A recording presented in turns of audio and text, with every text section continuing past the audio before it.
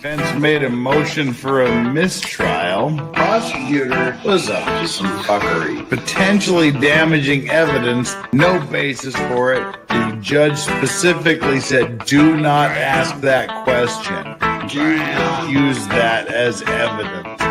She walked right down the path and asked the question. It may be over on Tuesday morning. Batman Bruce Wayne bitch snitch. Gerald Brooks, your constitution does not apply to me because I'm a sovereign citizen, a traveler on the land, I'm the Moorish Empire or whatever, bitch snitch. Because they're so fucking absurd. If you want to be a sovereign citizen, just do yourself a favor first. Go to YouTube here and just get every sovereign citizen that's ever been before. Find me one that won. God dang, you're right. Don't go down this. It's not the path. Don't have time for stupidity. Some clever dick on the internet didn't find the great loophole in all of the world's law. Bitch snitch. God dang, you're right.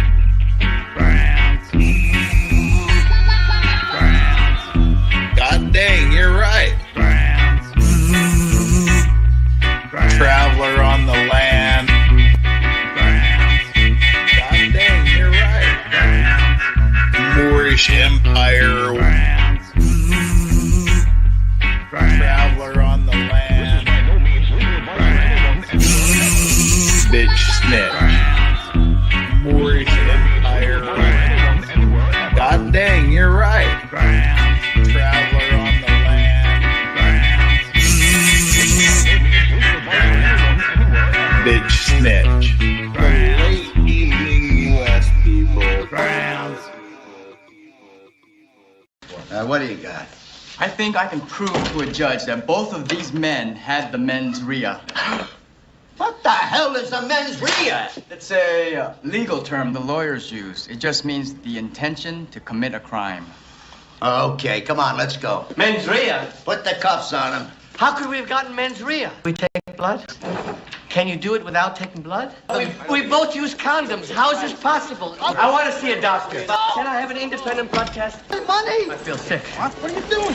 Mens rea! Oh! Oh! My God! No! Hey, good morning, good afternoon, good evening, good night, everybody. Whoever you are, wherever you are, whatever you're doing, whoever you're doing it with, however many times you're going to do it and why you're doing it in the first place and all that other stuff. I'm just glad you're here doing it with me. Legal Vices on this little old channel we call Legal Vices, and welcome back. I hope all you people out there in the U.S. had a great Thanksgiving dinner, and everybody else around the world had a decent Thursday. I had a both. There we go. I'm not hiding in the shadows. I got no reason to hide out in the shadows. All right. Well, the dogs are already sawing logs. It was cleaning lady day, so they accompanied me to the office, and you can hear them snoring peacefully in the background. Dog snores. They're plumb tuckered out because they don't get their nap when they're hanging out of the office. All right. Today's the end. Today's the end of the LEILANI Simon trial. What we're going to do today is we're going to do the defense's closing argument. We're going to do the prosecution's rebuttal. We're going to skip the jury instructions. And then we're going to go straight into the verdict. And after the verdict, we're going to spend a few more minutes deciding what to do. But just so we all know what's coming up, Monday is the sentencing of Sarah Boone. So we'll be doing the sentencing of Sarah Boone live. So you don't want to miss that. It's our last chance to enjoy some of that sweet Boone Tang. Have our Boone Tang cocktail. That's our last chance. So we'll do that live on Monday. Tuesday, Wednesday, we'll probably just chill with some body cam videos and court videos. Thursday will be the beginning of our new retro trial, and Friday I've still got to figure it out. We'll worry about that bridge when we get to it, but that's what's coming up over the next few days. If you're watching this on a replay at some point in the future, that means nothing to you, but hey, I'm glad you're here anyway. Right, we've got our like and subscribe poll, so if you again are watching this on the replay, you can put your answer in the chat. Let it in the comment section. Put your message there in the comment section, which one you would choose. Same goes for you over there on Rumble and Twitter, X if you want to call it that. Please feel free to come on over to YouTube and put your answer to the like and subscribe poll in the comment section. And I hope you'll come on over if you haven't already subscribed to the YouTube channel. I would be thrilled and pleased and just tickled 18 different shades of pink if you would do that. And same goes for you people here on YouTube. If you have subscribed, please double check to make sure you are still subscribed. And if you haven't, why not? It's free. It doesn't cost anything. We can be pals. We can be buds. Make sure you're part of the greatest chat on the internet, peeps. You don't want to miss it. Why would you want to miss it? And don't forget that like button. We got 106 people here now, just as we gear up. And we got about 50 likes. So half of you haven't done your job. Get down there and hit that like button. Hit it. And today's like and subscribe button poll.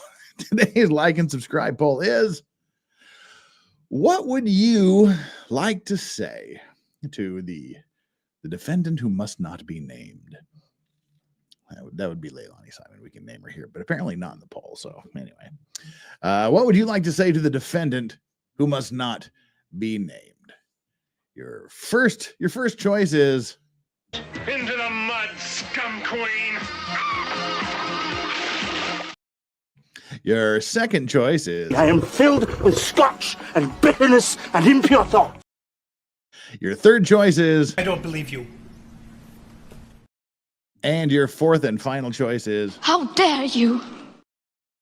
Just put your answers there. What would you like to say to LEILANI? What's your message for her? And the final thing before we jump into the defense's closing arguments is today, if you're keeping score at home, which I hope you are, because we're inching our way towards triple digits. Where's the button? There it is. We are on day 67 of the emotional support potato pig dog cam. We did it for 67 days in a row. Will we turn it on for day 68? Will we reach the achievement? Will we reach the goal, chat, to unleash the emotional support potato pig dogs for the 68th day in a row? Well, we're just going to have to find out, because that is 100% entirely in your hands on this lovely Friday stream. So you know what to do if that's what you want to do. If you want to support the channel, if you want to support the show, if you want to throw your hard-earned money at me in support, that'll also help to unleash the emotional support potato pig dog cams, and I will graciously and gratefully accept everything or nothing. It's entirely up to you guys. But thank you for being here. It's time to get after it, I guess.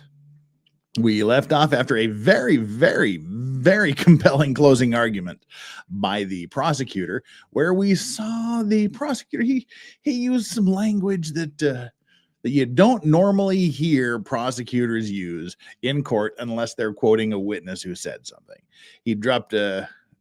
I know he dropped a damn. I think he might have. Did he drop a shit? I know he dropped an F-bomb. He dropped an F-bomb on her. We know that. So he was the calmest angry man I've seen in a while. And speaking of calm people, look at this here. Been there, done that. Member for 24 months, 2 years.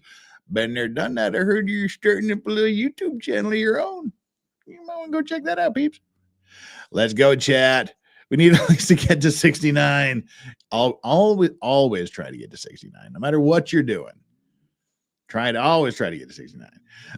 Ooh la la, Pat, all the way from Paris, France, not Paris, Idaho. All the way from the real Paris, France. €5. Thank you so much. Let's go for 68 doggo cam days. And Matilda. Oh, Matilda got beat out. Usually she's right there in the first. €3 for the super sticker. Thank you so much for the super sticker that says, my hero, little Sheena Ibu dog. Cute. And ooh la la, Pat. But wait, we didn't bring up. There we go. We didn't bring up Matilda's. There we go. And ooh la la Pat again with the 24 months. Thank you so much for supporting for 24 months, both you and Ben. You guys are awesome. I'm in for 2 years as well. Woo! And I am so honored that you would be. And I hope to see you and Ben there done that around here for another 2 years or so. We'll keep it going. Oh, thank you so much, peeps. Right. Well, that's where we are. Oh, that's not where we are. Brummy Nano 2 is I'll spend out for Christmas, but hopefully we will see the dogs. Hopefully we will. That's why I said we're not going to do an effing Friday stream, or we're not going to do the big griftathon. So yeah, we'll take it as it comes. I know this is a rough time of year for everybody, but Stinge with the $5. Then we're going to get into this. Then we'll read the other super chats as they come in. Stingy, haven't been watching, but figured I'd say hi and do a stingy thing, Vices. So why was 6 afraid of 7? 7 was a registered 6 offender. Great. Thank you very much for that, Stingy. That's yeah, thanks. Appreciate that, buddy. Stick around. We're gonna have an interesting time here today. Stick around. Don't leave. Right. King Bob, I get you just as you are, and I can't ask for anything more. Anything more than that is just complete icing on the cake, and it's just a bonus. So appreciate that. Appreciate you just being here. That's what's important. Just you being here.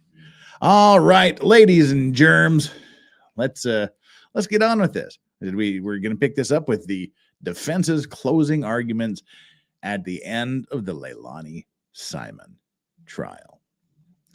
Let's bring up the court and embiggen her. Embiggen Judge Dionne Warwick. Right. And we're going to be doing this at 1.25 speed so we can cover as much ground as possible in as little time as possible. Present, Ms. Simon is present with her counsel. And at this point, is the state ready to proceed? Yes, Your Honor. I saw the little side look. I know you've already done your part. And Mr. Hilliard, are you ready to proceed? We're ready to proceed. All right, very good. Please bring in the jury. All right, we will. Go. Fast forward. Don't need to see that. Fast forward to this. Your Honor. With that, I will turn to Mr. Hilliard. Thank you, Your Honor. Good almost afternoon. Thank you for your time. It seems like a lifetime ago, back on October 9th when we started to select this jury. And back then, you're not funny, dude. Questions. And the most important of which was whether or not you could set aside your feelings and your emotions and be a fair and impartial juror, to which all of you said you could. The reason why I bring that up now is because of something the state just said about the burden of proof. The burden of proof is the requirement. The state has to overcome the burden of proof. Okay, they hate it. They have complete and utter disdain for it, which is why Mr. Dean used the term wrapped around the axle, as if you hold a state. Dude, he's already annoyed me. He said like 5 sentences, and he's already annoyed me. The prosecution doesn't absolutely disdain the burden of proof. It's the burden of proof they have to meet to preserve the presumption of innocence. They don't hate it. They don't despise it. Come on. State to their burden of proof that there's something wrong with you, that you're not normal or straight, or you're somehow getting twisted. That's not really how our system of government and our court system. So now the state has a burden of proof to prove we're not straight? What? Dude, what are you talking about? I'm not ready for this guy this week. Work. We selected you, and you are the perfect jurors for this case. We're not asking you to set aside your life experiences. We're not asking you to set aside your feelings or anything like that. You were selected for who you are and your unique experiences by both me and the state of Georgia. In that regard, you are the perfect jury to consider this case. Now, and I say that, and during the course of this, there is nothing personal between Mr. Dean or Ms. Parker or myself or Mr. Purser or Ms. Lemons or any of the witnesses. But it's an adversarial system, okay? I am their adversary. It is my job to stand up and defend my client, Ms. Simon's rights. And it is my job to hold the state to their burden of proof. And I have no problem with that. I don't take that task lightly. And it's been my job to do that since we began. I've done a terrible job of it. What happens next is I take that responsibility and I turn it over to you. And I'm going to start with my biggest fear. And my biggest fear is this case deals with so much emotion. It has from the beginning. I don't think that's an overstatement or an understatement. And I know there were times during the course of this trial where every single one of us felt something deep down inside of us. On more than one occasion, we've seen witnesses break down, seen jurors break down. It's a serious matter. We haven't seen your client break down. But the law gives us guidance on what we're supposed to do when that happens. When it comes to emotion, the law says that the case must not be side-decided for or against anyone because you feel sorry for anyone or you're angry at anyone. Your verdict is to be based on evidence. It's not to be based on emotion. And in times during the course of this trial, the emotion was directly pointed at you. How could it be otherwise? And I think that it's important for all of us to acknowledge that. There were things that were done to draw your emotion up, to play upon your emotions, to manipulate and twist your emotions. Things to get you angry, things to get you upset, things to dehumanize Miss Simon. Oh, she does a pretty good job of that Things to get herself. you to make judgments about her that have nothing to do with the evidence in the case. Now, I wasn't the one doing this, but these things were done. And to pretend that they were not is just not accurate. You heard a lot from witnesses, and I'm going to talk about it. There's basically 4 types of witnesses, and I like to identify them because it's up to you to determine, just like Mr. Dean said, the manner and method of testifying, what type of witnesses they are. As a defense lawyer, I basically put them down into 4 different types. Number 1 is a police witness. Police witness can be unbiased or biased. It basically depends. I mean, to be quite fair, a police witness is paid government money to investigate and prosecute crimes. Some of them think they have to put their fingers on the scales. Other ones don't, but they're police witnesses. That's kind of one of the first categories I put them in. The second one is a civilian witness. Of course, that's an easy one. Bernard Johnson, Ways Pro, those guys, they're just a civilian witness that get called into the investigation. Paul Simon, one of my personal favorite, a civilian witness. Ms. Bowling, civilian witness. Then there's what I call like a fact witness, someone that you would normally never hear from, but they just have some witness, sort of fact not a fat witness. They can be civilian or they can be police. In this particular case, I would say any of the forensic examiners kind of fall in that category. And the final one is what I basically would call a sock puppet. A sock puppet witness is somebody, and it's usually a police investigator or someone like that, who basically gets up and wants to parrot what the state's theory is. Now, in this particular case, well, okay, the law enforcement people, they're the ones that provide the evidence that the state bases their case on. They don't call witnesses up there to parrot the state's theory. They're the ones that develop the state's theory. So, but canonical heat, dropping the canonical heat right here, right now in chat. That's a big thing right there. That's a foghorn level thing. Canonical Heat gifted 20 Legal Vices memberships. Wow, dang it. That is freaking generous. Thank you so dang much. And that instantaneously, in conjunction with the super chats and stickers that we've gotten already, that fast right out of the gate gets us we can erase that nonsense up there. We are no longer at day 67. This is what we call day 68 of the emotional support potato pig dog cam.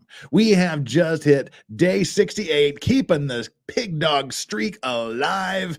It is that time for the 68th day in a row to issue the command that you've all been waiting for, the command to Release the hounds. And there is Strawberry lurking in the background, chewing on her bone.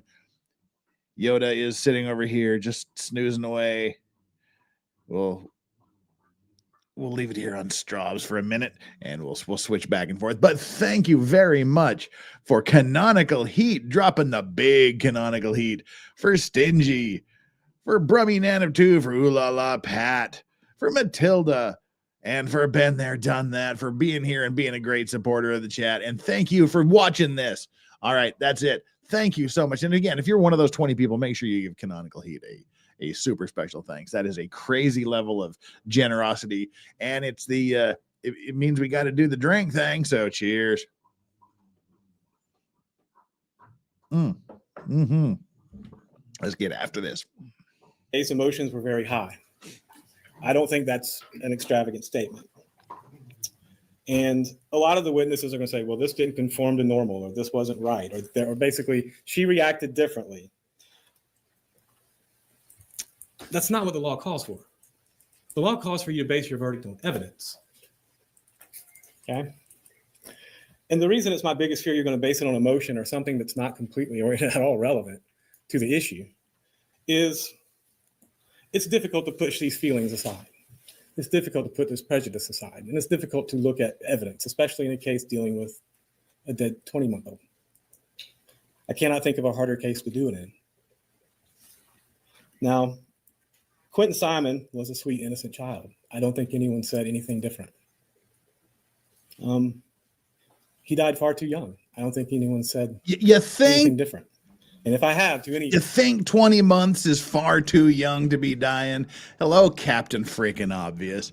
This guy can't stay out of his own way. He can't make a decent statement, a decent empathetic statement to the jury to save his damn life. You're just too young. You just duh. Extent that you maybe thought that that's where I was going with that, I apologize. I never, ever meant to come across that way, and I don't think that I have. There's no doubt about these two things, and no one in here disputes it. But to parade witnesses up here, witness after witness, basically they're going to testify for the state, and to make this argument that in some way, shape, or form, who Miss Simon was having sexual affairs with was in any way, shape, or form relevant to the question of how Quentin Simon died is just horrendous. It's meant to evoke an emotional response from you. We said in the beginning that most, if not all, of the state's case was based upon speculation and character assassination. I believe those are the exact words Mr. Peirce used. And we sat here for an hour and 28 minutes and listened to Mr. Dean say exactly that. Uh-huh. Now, this was their strategy from the beginning. They can pretend that they did something. And I'm not saying that the task was Herculean, obviously, to search the landfill. I learned more about landfills than I've ever wanted to know in this case. But the state made a misstatement in its closing. Oh, okay. I asked she must not Johnson on cross. There were 1,500 loads of trash in that landfill from all over Chatham County and surrounding counties. They pretend like there wasn't other places this could have come from. And the reason why is because they have to. I asked Mr. Youngkin a lot of questions. Mr. Youngkin, quite frankly, the state has to believe Mr. Youngkin's testimony. Their whole theory of the case depends on it.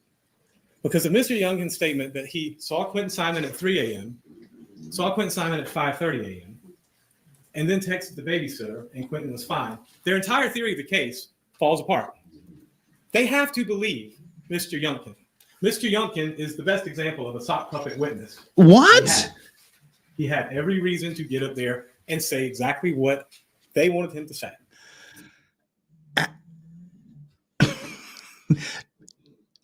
Her boyfriend, her ex-boyfriend is the classic example of a sock puppet. Someone who's just up there to parrot what? Are you out of your damn mind, dude? Are you out of your damn mind? That is the stupidest thing I have heard in a good long time. Come on. I'm actually stunned by that. And we heard very early on, he told them that he was trying to save his own butt. And that's fine. I get it. He went so far as to wire a hotel room with video and audio and to tap his own phone to try and incriminate Ms. Simon for the police. Okay? That's Mr. Youngkin. Now, the state's strategy and the way it's presented this case has been basically to tell you, and I don't think I'm stating anything out of place here, that Miss Simon was a slut, a party girl, someone who lies, a horrible mother, someone.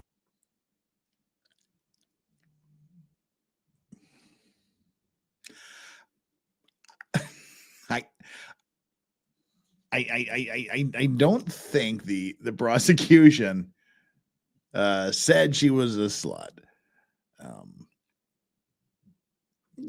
Said she was just kind of lonely and looking for the D, and she went to her drug dealer. She tried to get him that night, and she was frustrated because she wasn't getting it from her boyfriend. She wasn't getting it from her drug dealer, and she was frustrated that night. So she coked and perked and weeded herself up, and perhaps lashed out. You were the one that just called her a slut, dude. I don't want to be putting words in your mouth, counselor, but you know. Yeah. Yoink. Now, here's the deal.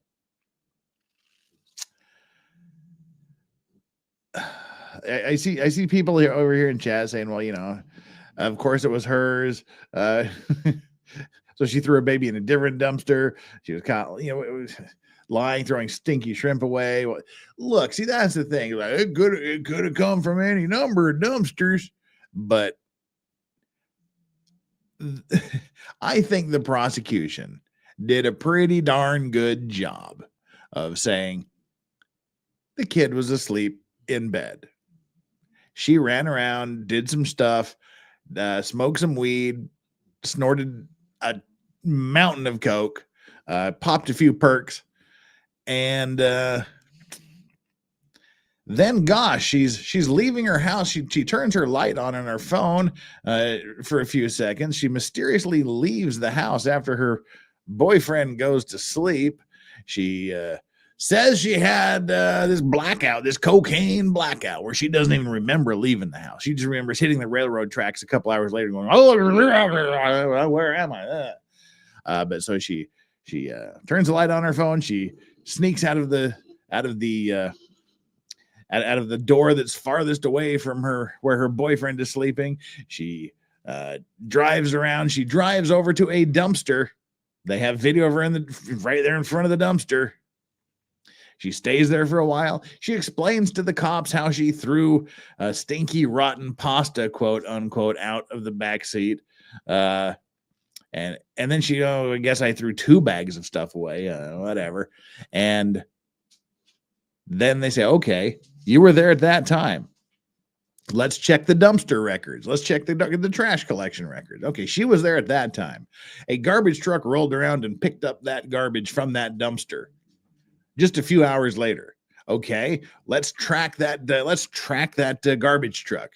That garbage truck drove back to this landfill and dumped this load in this one sector. And so we blocked off this one sector where the trash from that dumpster on that night came from. And lo and behold, we found the dead baby in that section. I think that kind of, if you're playing a game of connect the dots, that connects a whole hell of a lot of dots. It's not as the defense lawyer is saying, just like, well, you know, that dead baby could have come from anywhere. No, it couldn't have come from anywhere. It could have come from a finite number of locations, one of which just happens to have a video of your client standing in front of just hours before it was carried off to that part of the landfill. I feel like they did a pretty darn good job of connecting the dots there, counselor. And now and again, in this perfect hypocritical thing, the hypocritical way this guy operates. What's his I mean, come on, chat. You know his catchphrase. His catchphrase throughout this entire trial has been, I don't want to put words in your mouth.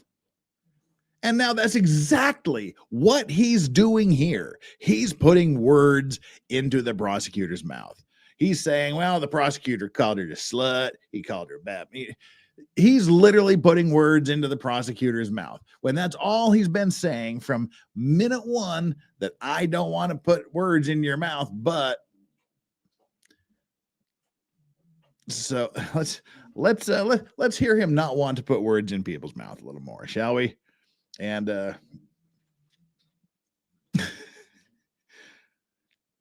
I just realized how odd it sounds to say, I don't want to put words in your mouth, but I don't know what a mouth butt is, but he's probably got one. Has been basically to tell you. And so he's telling you what the prosecution basically told you.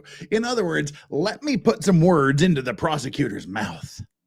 The state's strategy and the way it's presented this case has been basically to tell you, and I don't think I'm stating anything out of place here, that Miss Simon was a slut, a party girl, someone who lies, a horrible mother, someone who didn't act appropriately as a mother. All of these things could be true more or less to some extent, but none of these things have anything to do with the central question in this case. And they still haven't answered that question with evidence. He just said some of them could be true to a certain extent. He just, oh my Lord, dude. See, what he's trying to do here is this is a very common thing for defense lawyers who know they've got a really bad client, a really unlikable client, a client that they know the jury just hates. They do this thing where they want to try to, take some of the thunder away. So they'll tell you their client's an idiot. They'll tell you their client's a dumbass. They'll tell you their client's a druggie. They'll tell you their client's a slut.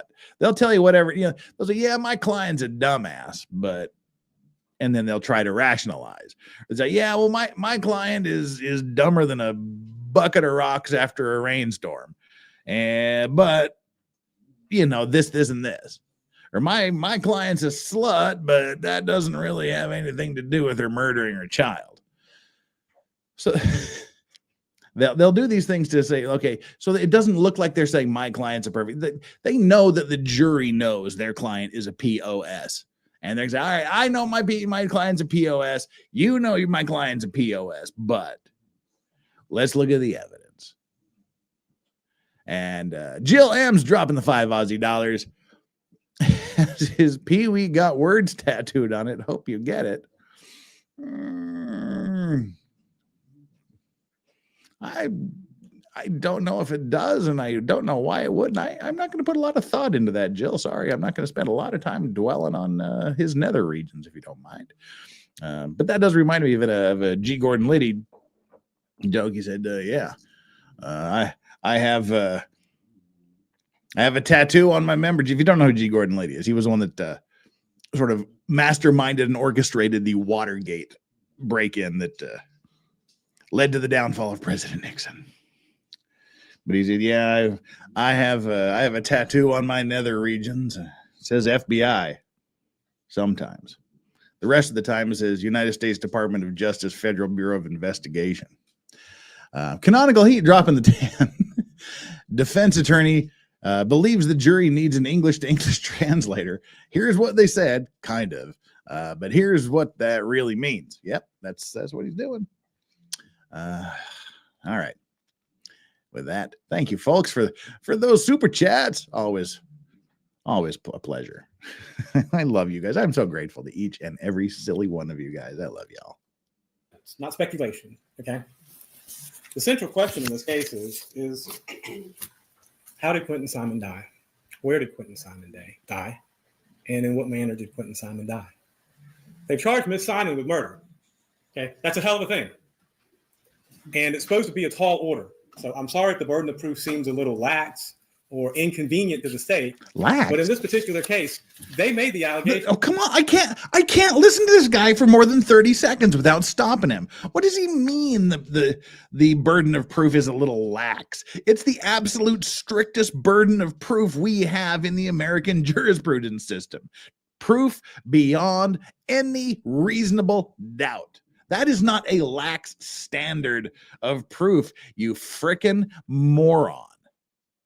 And here's the thing. Mr. Dean was explaining this because they really don't have any idea about any of these things. They just have their best guess. The state whole evidence with regard to counts 1, 2, and 3 comes down to their wild ass guess. That's it. Because any part of their theory and speculation. God damn it. Can I please get through 30 seconds of this guy's closing without stopping? If I don't, we are never, ever going to get through this.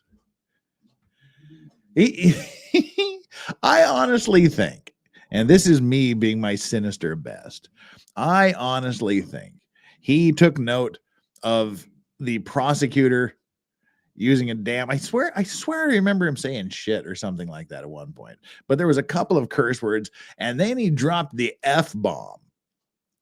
And I literally think that what the defense lawyer there did just there was, I don't want to put words in his mouth, mind you, but I'm speculating over here. What I think he did right there was, well, they heard that big tough Clark Kent Superman Jamie Dutton looking prosecutor. He swore, he said some bad words, so I want to look tough too, so I got to say some swear words. I'm going to talk about your wild ass assumptions. I literally think he did that just to show, ooh, I'm indignant too, and I can use cursey words. I don't think there was a point to this, and I don't think he planned to do it before then. I totally think it was a reflection on the prosecutor's words. He just wants to be cool too. Whole evidence with regard to counts 1, 2, and 3 comes down to their wild ass guess. That's it. Because any part of their theory and speculation that changes, it falls apart. Mr. Dean was talking about the door opening and closing. Well, he played the video for you. The first video was she said that the front door was unlocked. Okay. He spent this entire trial saying it was open. That wasn't what she said, but okay, whatever. So we should believe her. You have to say that, and you have to see it that way because your entire theory falls on that. But let's just assume for a minute that, okay, so she said it was unlocked and it was shut. Well, the back door was opening and closing all night long. Hey, phrasing. Danny Youngkin said he went to sleep. He has to believe that Danny Youngkin was asleep. This case depends on that. Why? You've seen the layout of the room. Okay, you saw the race. Is he going down the we think Danny did it? Is he going to sort of try to paint Danny into a corner? You saw the racing bed where one child slept. You saw the pack and play where Clinton slept, and you saw where the baby slept, and then you saw where Danny and LEILANI slept. It was one room, wide open. They have to have Danny asleep, and they have to have their exact timeline, because to do otherwise destroys it. What happens if Danny's testimony was correct? It doesn't fit their timeline. So, of course, they had to go in with Danny Youngkin from the beginning. Now look, it's really hard to fathom. It's really hard to wrap your mind around the fact that a guy who has to be awake at 5 o'clock in the morning would be asleep at 1 o'clock in the morning. Oh, I don't believe that for a damn second. They didn't come right out of the gate and show you any evidence of time, manner, method of death or anything Don't like have that to. because they don't have it. They don't have to show that, dickhead. I'm sorry. Now, that was rude of me. They're asking you to use your emotion to get angry and to convict based upon that. And that's simply not proper. You're making me more angry than now, he we're at the end did. of a journey here that's been 2 years in the making. 2 years in the making. The key question here is, how did Quentin die? That's why That is not the key question. The key question absolutely is not, how did Quentin die? How did Quentin die has nothing to do with any questions being asked in this case. The only question is, Who killed Quentin? Not how, when, where, or why. The important question, the only relevant question is, did LEILANI Simon kill Quentin? Anywhere, anytime, any place, any method. Doesn't matter. Did she do it or didn't she do it? That's the only question. So, wrong, counselor. We're at the end of a journey here that's been 2 years in the making. And the key question here is, how did Quentin die? That's why we're all here. That's really it. Was it an accident? Was it a murder? What was it? Especially as it relates to the aggravated assault with cruelty to children and the murder charges in the indictment. What happened to him? What is proven beyond and to the exclusion of every other reasonable doubt? Not just some, but every single one. Yeah, that doesn't sound That's like a the burden lax of proof. standard. And they've never answered those questions. What? In fact, there was a great deal of things you're probably looking for and never really got. For most of this, they were trying to say that October 4th was going out to 204 to see Craig. That didn't materialize. They had the text messages, which you can look at. And the thing is, I don't really understand how any relationship with Craig does anything to shed any light on how Quentin died. I think they were pretty clear about that. She wasn't getting boned by her boyfriend. She was upset. So she decided she was going to start boning her drug dealer. They were sending the worst sext messages back and forth that I have heard in eons. And so she goes out to smash him that night after her boyfriend's asleep. He's not around, so she's got to go settle for some coke from his brother. Then she comes home all coked out of her damn gourd, frustrated that not getting the emotional support drug dealer dick, and she's not getting her boyfriend's D. So she lashes out in a moment of revenge, a moment of anger, a moment of whatever, and offs her kid. They didn't specifically say that, but that was the heavily implied line. So come on.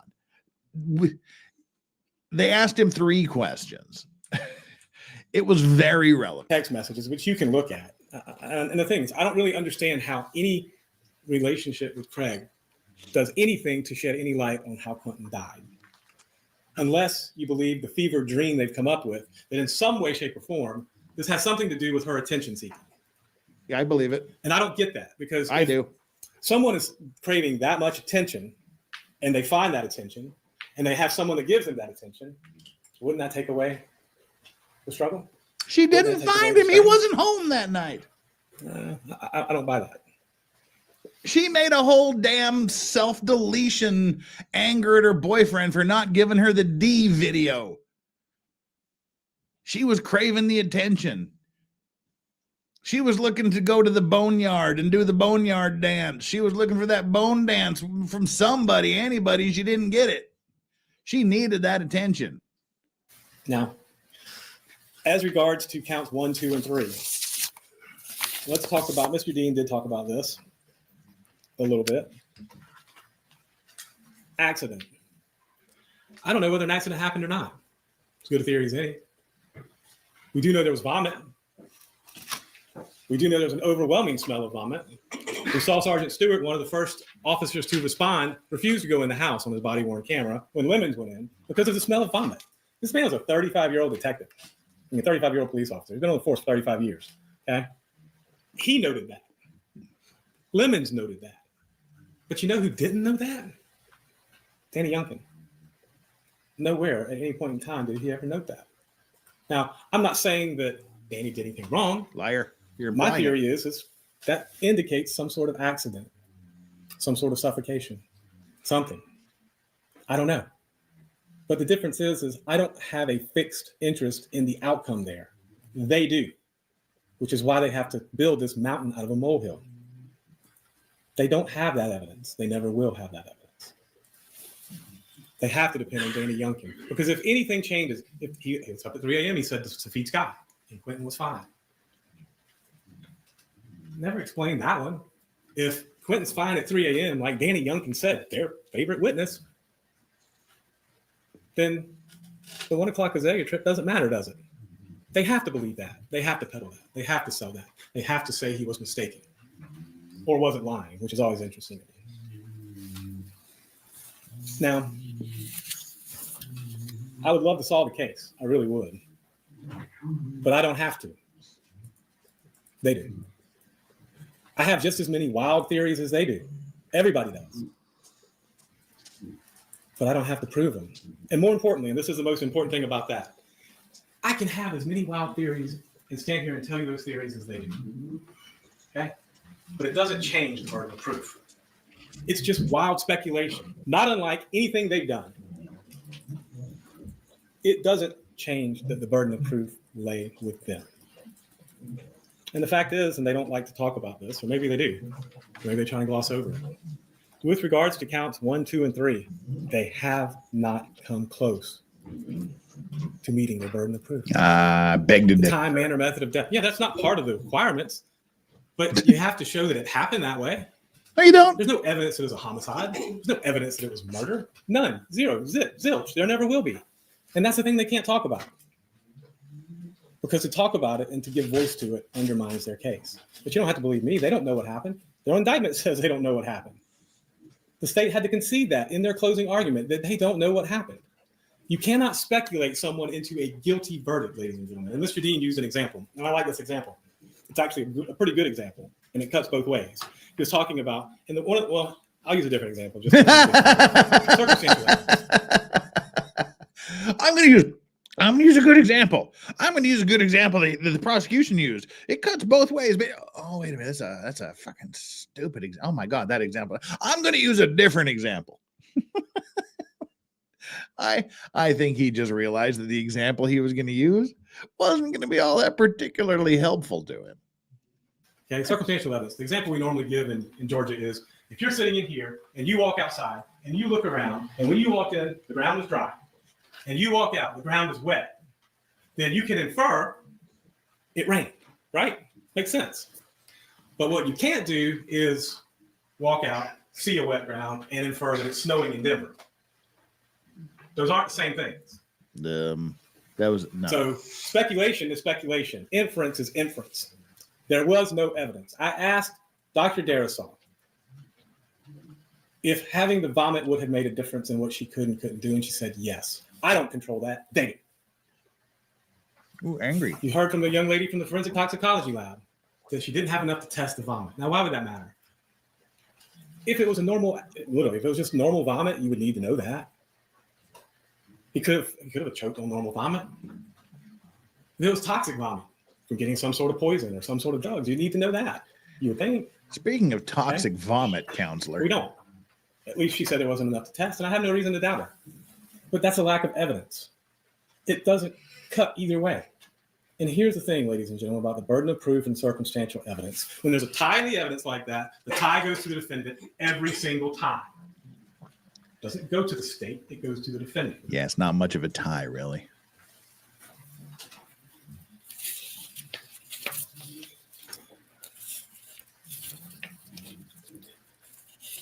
Now, when I was in law school, I had a professor who liked to tell this story to illustrate an example. Father takes his son to the restaurant. They're sitting in the restaurant. He says, "Here, son, draw a picture of a horse."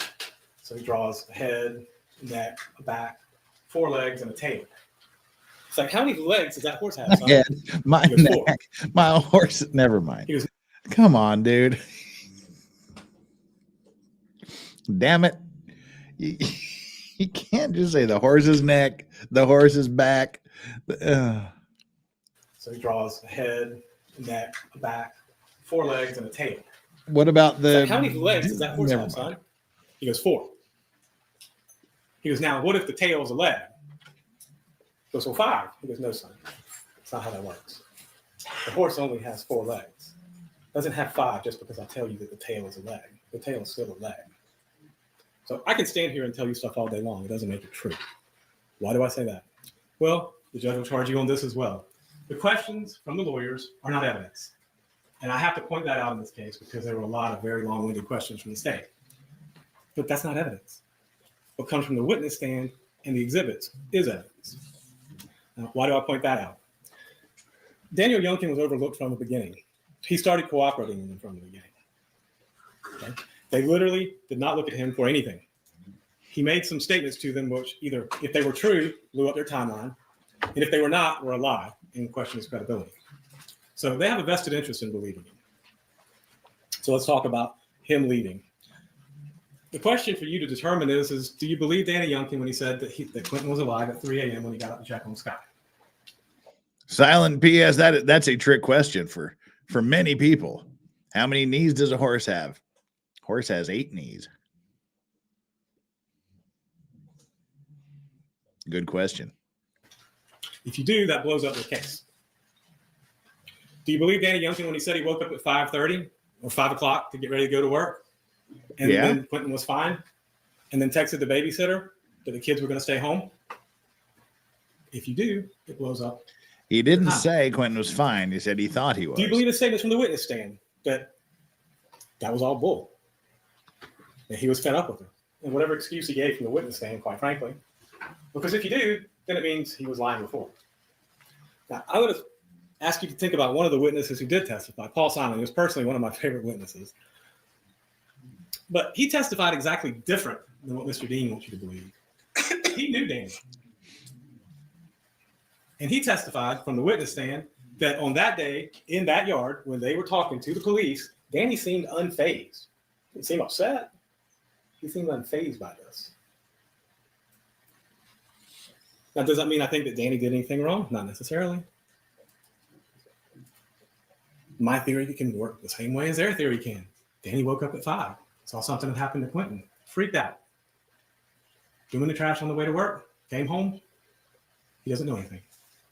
Does it mean he did anything wrong? No, I don't think Danny or Miss Simon harmed Quentin in any way, shape, or form. The evidence doesn't show that. I don't have any reason to speculate that. I don't have any vested interest in that particular outcome.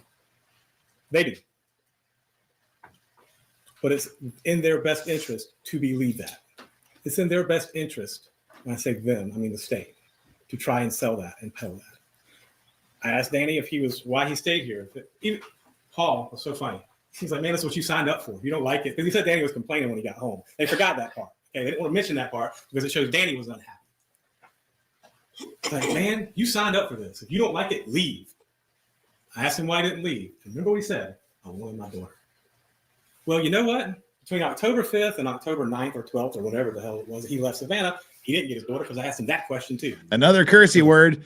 He's just trying to mirror the prosecutor here and use the cursey words. The whole reason he stayed didn't matter when he left. And that didn't seem to faze them at all.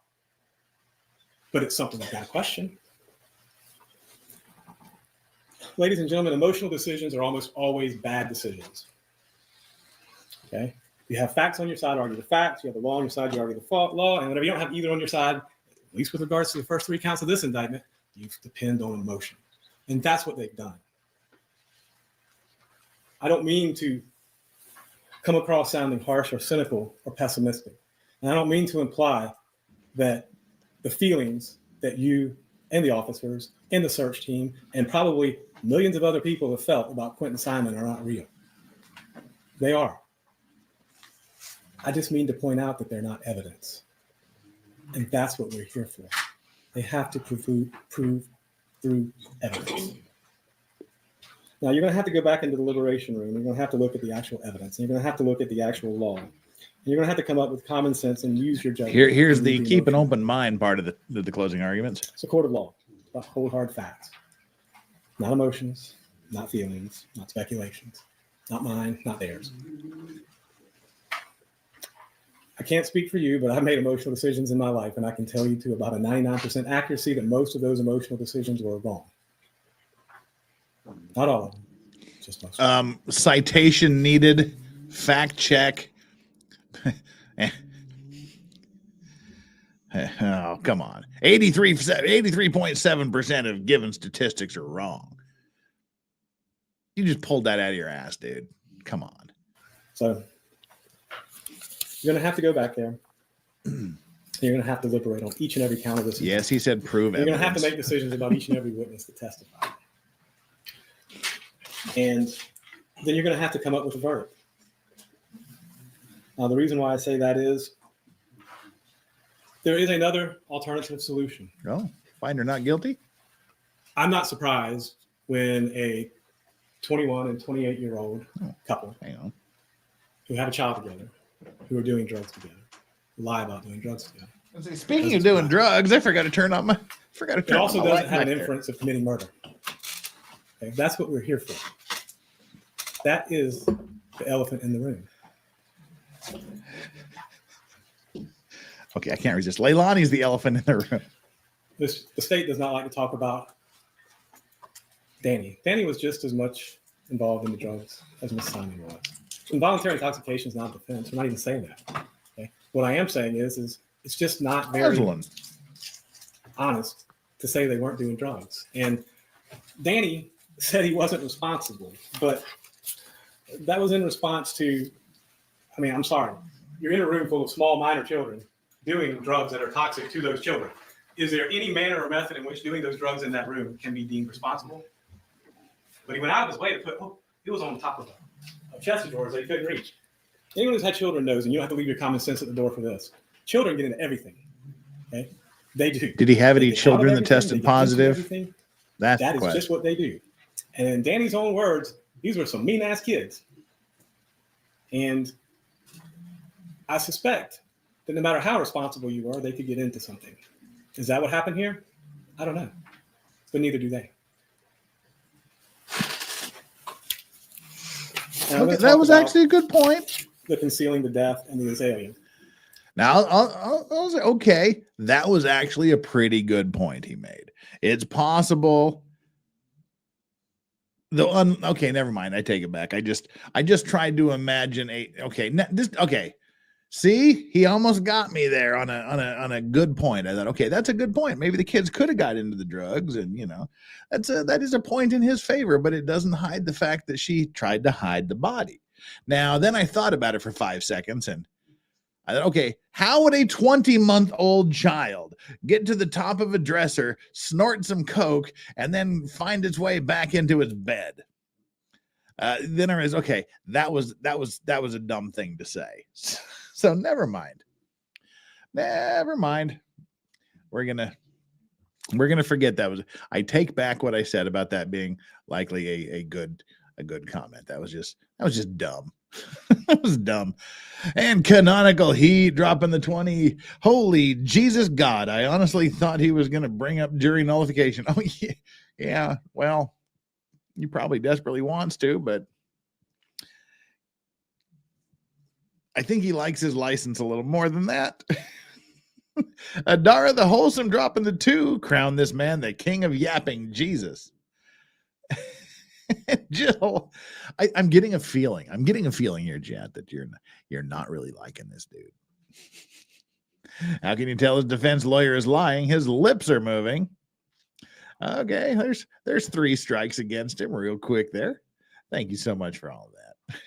And yeah, the jury nullification would have been fun if you just would have slipped down. I just let her off. That would have been good. But chances are slim to zilch that would ever happen. But I like the way you think. So yeah, as I was saying, I just thought about what he said. Because you go, oh yeah, maybe the kids did get. Wait a minute, it was a 20-month-old kid. Come on. All right. So then I realized it was stupid. So never mind. All right, let's go. We'll go home.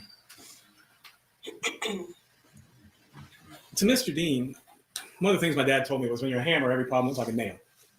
Okay? But a lack of evidence is still a lack of evidence. His timeline only works.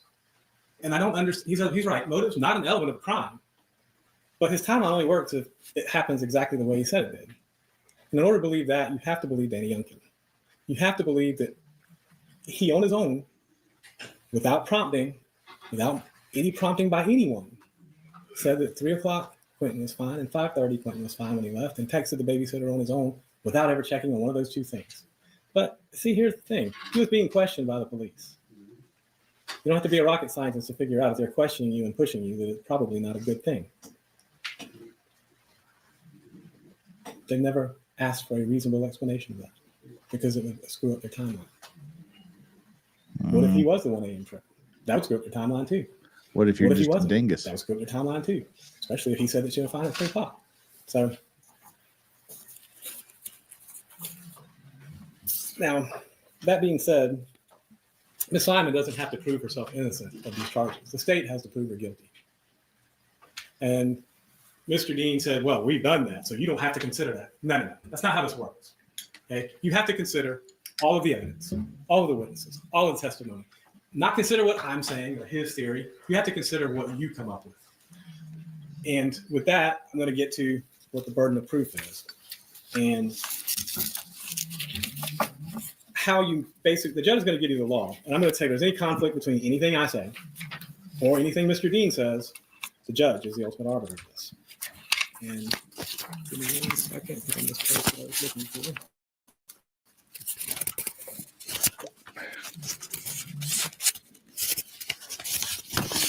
Please rattle some more papers. That's awesome. Count 1 is malice murder. In order to be malice murder, there has to be malice aforethought. Ms. Simon had to unlawfully cause the death of Quentin Simon, a human being. If you believe beyond a reasonable doubt that the state has proven that she did that, the only verdict you can return is a guilty verdict. Well, thank you very much. That's a big help. But well, if you think there's no trace of that evidence whatsoever, your verdict has to be not guilty.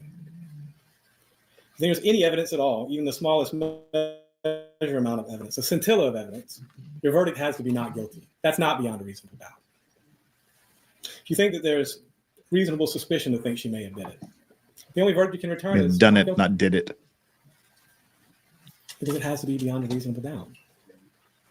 If you think that the greater weight of the evidence is in the state's favor versus the defendant's favor, slightly, that's what we call a preponderance, then your only verdict you can return is not guilty, because the standard is beyond a reasonable doubt.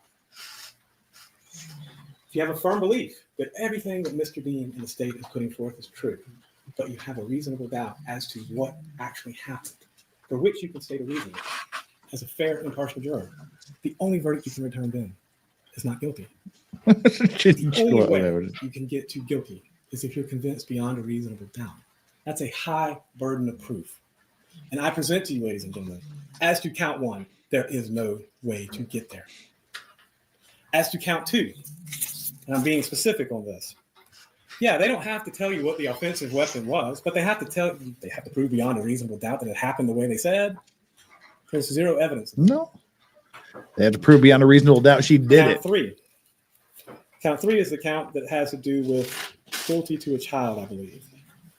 Now, their theory is that Miss Simon went into a room with 2 other sleeping children and Mr. Youngkin and did something to Quentin Simon without anyone hearing it or waking up,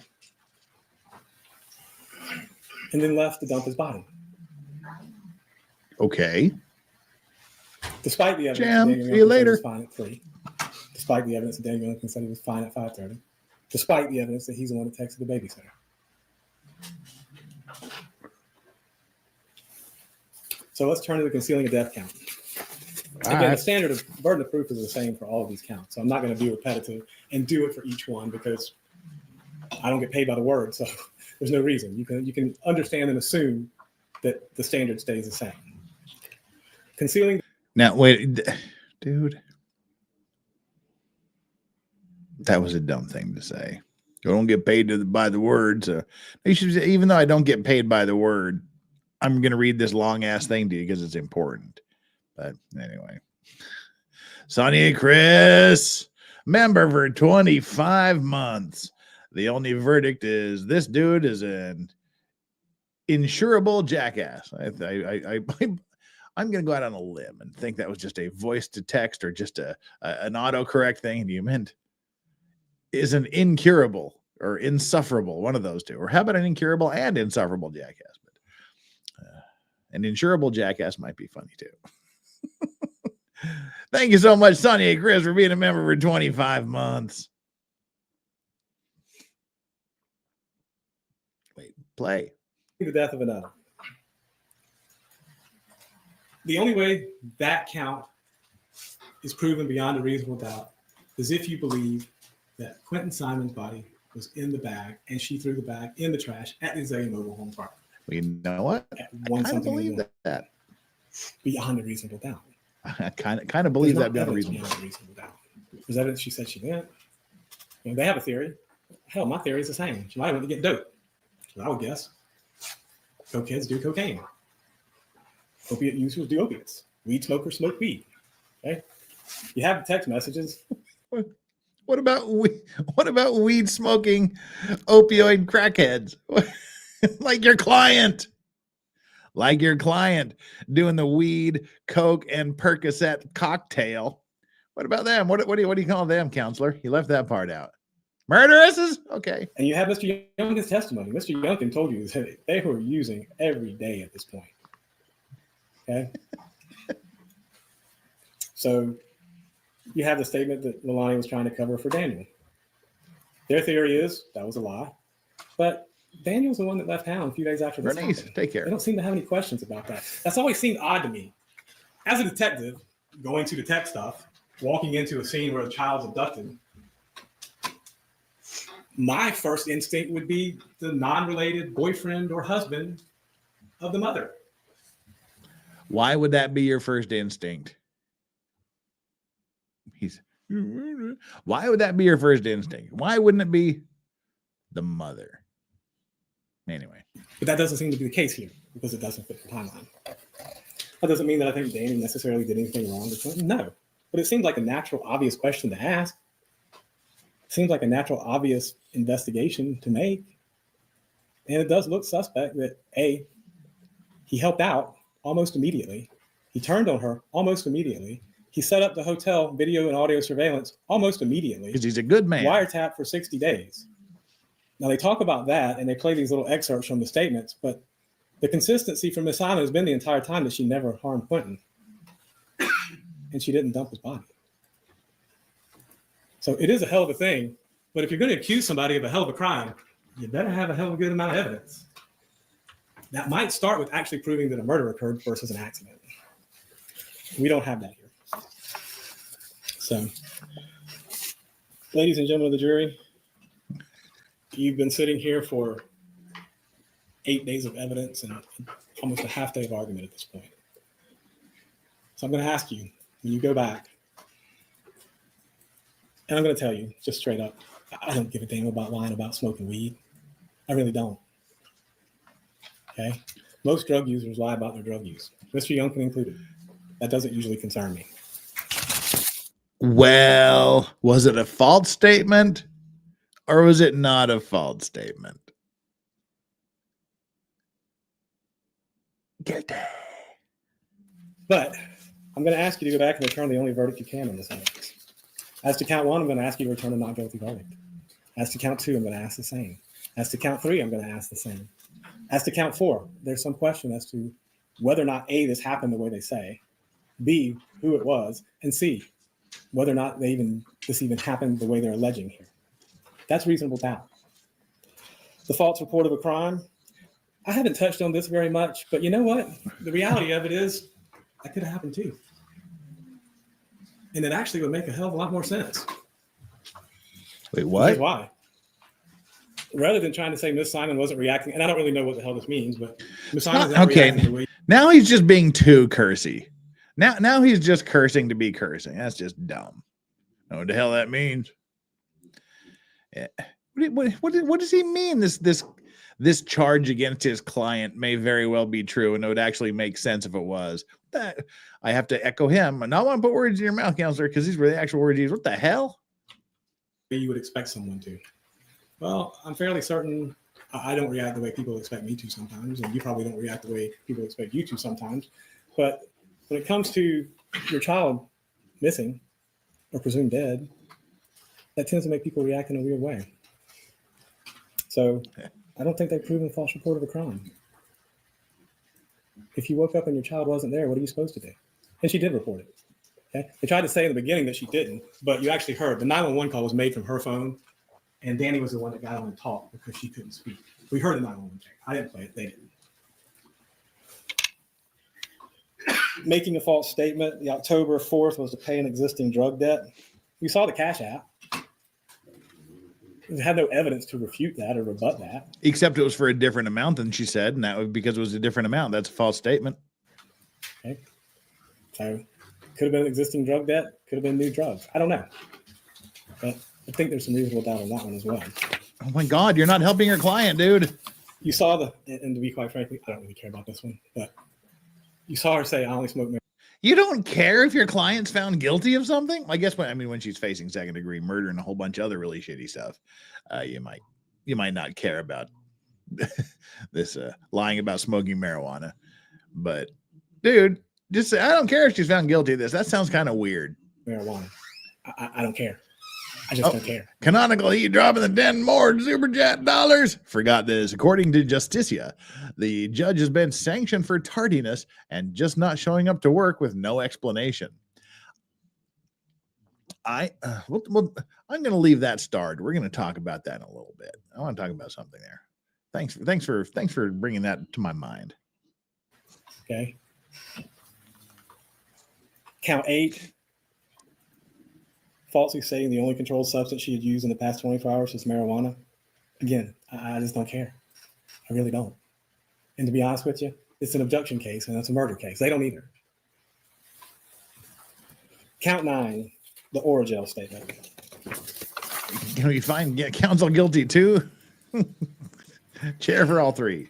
The Oragel statement's Bob. All three? Who are the three that get the chair? Oh, both counselors. All right, got it.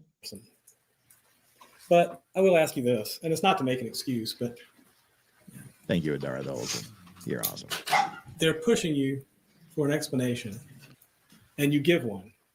And even if that was the reason why you win and it didn't work out that way, is there really any evidence one way or the other?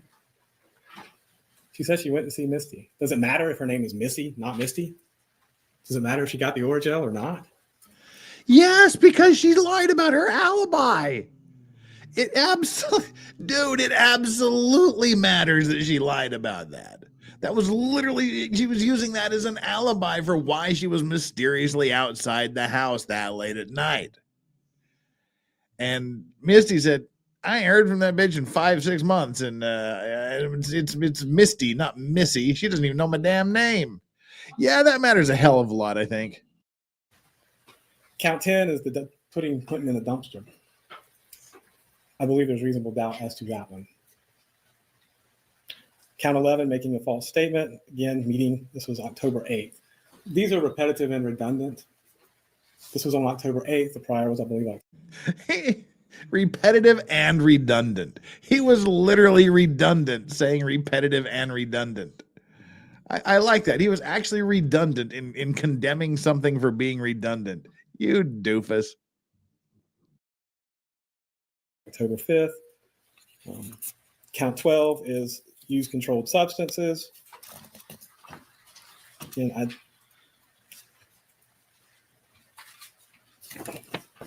not really sure how you can admit to using controlled substance. I guess they're saying that you didn't. I don't know. But count 12 to me, I don't understand it. I don't see how it's beyond a reasonable doubt. And I ask for not guilty on that one as well. Count 13 again is the Oragel story yet again. Count 14 is the dumpster story yet again on a different day. Count 15, Misty again on a different day.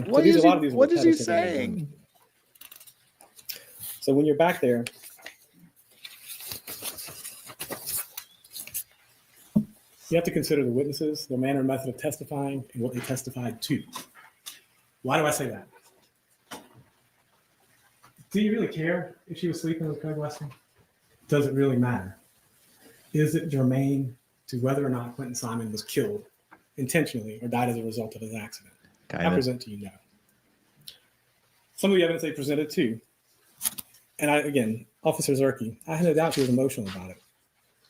But again, the only reason to put her up and have her cry was to have her cry. Did she add anything beyond that? Oh, fuck off. No. It was to play on your emotion. And it doesn't matter how much, how often, how long they played on that emotion. It doesn't change the fact. Really? Just go straight to hell for that comment. Seriously. Like they haven't produced any evidence. They haven't met their burden. They haven't proved that Miss Simon killed her. This mofo just said they haven't produced any evidence. Have you been watching this trial for the last 9 days, counselor? I'm sorry, I just went into Muppet voice there. Have you been watching the last 9 days of this trial counseling? They haven't presented any evidence. Hello? Wow. That's that's a pretty bold statement you just made there, sir. Give me 1 second.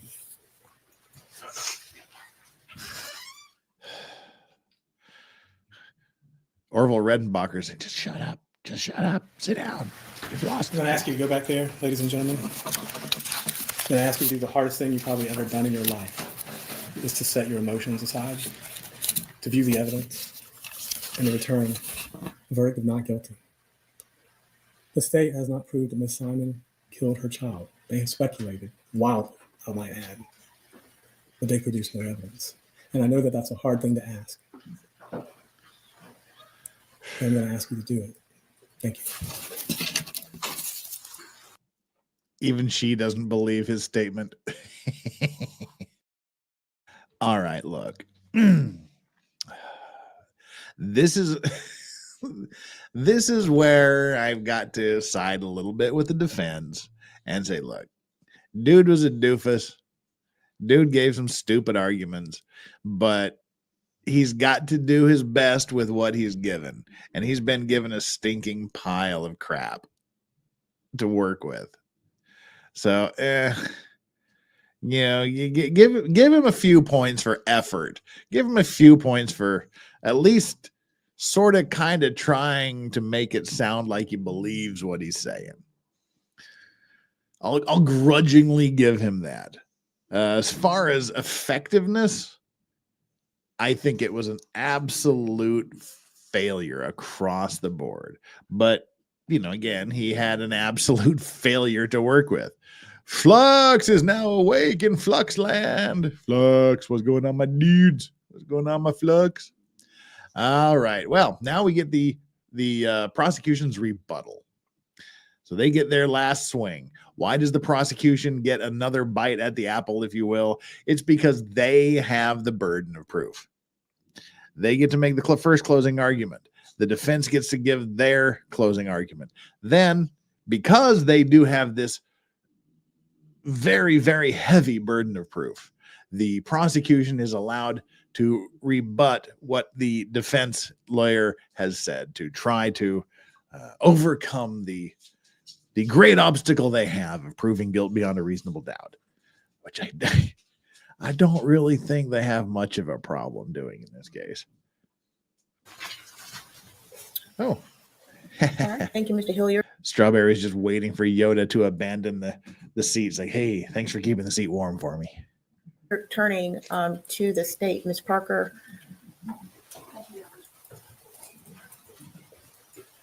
Let's go, Ms. Parker.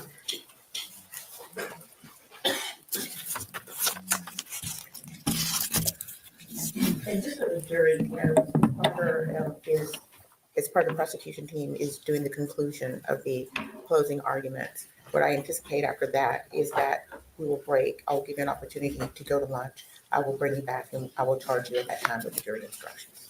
Okay. Well, what I want to do the midstream grift here. We've been going an hour and 20 minutes, so let's do a quick little midstreamer here. We've currently got 415 people watching across the various platforms of YouTube, Rumble, and Twitter. Right here on YouTube, we've got 300 people-ish and 154 likes, which means half of you haven't done your job yet. Do me a quick favor here. While we're doing this in the next 30 seconds, head on over there and hit the like button. It takes that long. Cost you nothing, is absolutely free, and it gets us out there in the algorithm. And please, I would be just super honored if you would give me your subscription. Take a chance on me. We do things like this. We're going to be doing lots of other cases and law related stuff because that's what the channel's all about. So stick with me and take a chance. Hit that subscribe button. Come back for more and hang out with us. And if you have subscribed, please do me a favor and double check to make sure you are still subscribed. That would be fantastic because YouTube is on a cull. I've talked to a bunch of people that are having a lot of subscribers culled from their subscription base. Myself, just 200 people have evaporated in the past little over a week, which it's just YouTube unilaterally subscribes people. They decide they don't want people to be subscribed anymore, so they just rip subscriptions. Even if you're there daily, you're participating, you're giving super chats. I have been unsubscribed from my own channel. So it's not a thing when other streamers and other YouTube creators say, hey, double check to make sure you're still subscribed, because it's a thing. And we have our like and subscribe poll here to remind you to do that. What would you like to say to the defendant who must not be named? What is, if you could send her a message, what would that message be? We've given you 4 choices. Your first choice, what would you like to say to Ms. Simon here? Your choice number 1 is... Into the mud, scum queen! Choice number 2 is... I am filled with scotch and bitterness and impure thought. Your third choice is... I don't believe you. And your fourth choice is... How dare you? Those are your choices. Hit the like and subscribe button. Take the like and subscribe poll. And let's make sure we have all of the chats read that need to get read while we're sitting here. I believe so. Yeah, we got that one. Oh, cool. We are all caught up. Oh, yeah. We are all caught up in the chats. Thank you so very much. And we'll talk about some other things once we get to the bitter end of this case. But with that, let's head on into rebuttal, shall we? I think we should. Cool. Just one moment to get set up. All right, we'll fast forward through this moment. It's going to take her to get set up. Oh, no. While the rest on October 5th of 2022, in the dark of the night, while the rest of her family slept, LEILANI Simon did something incredibly evil. She murdered her own 1-year-old baby and then put his body in a dumpster, where just a few hours later, his body would be destroyed by heavy machinery. And we had proven. Right out of the gate, that brief few seconds she just spoke was like, all right, forget everything the defense lawyer just said. Oh yeah, that's right, she murdered him. Not beyond a reasonable doubt. During the course of our murder trial, we spend a lot of time talking about the defendant and what the defendant did, because it is our burden to prove beyond a reasonable doubt what the defendant did. But because of that, we don't spend a lot of time talking about the victim, Quentin Simon, in this case. One of the elements that we have to prove in murder is that the defendant murdered a human being. And Quentin Simon was a human being. A real live little boy. Not Pinocchio. He liked to play. He was funny. He was affectionate. He was a good eater. He loved cheese. He liked to camp out on the floor at the McCarter's house and watch cartoons. He was a real live boy, a human being, and he shouldn't be thought of as an abstract in this case. He should be thought of as a person. He should be thought of as the little boy who loved Danny. And you heard from Paul and from Toledo and say, Danny, Danny, Danny. He should be thought of as a real live human being, a person.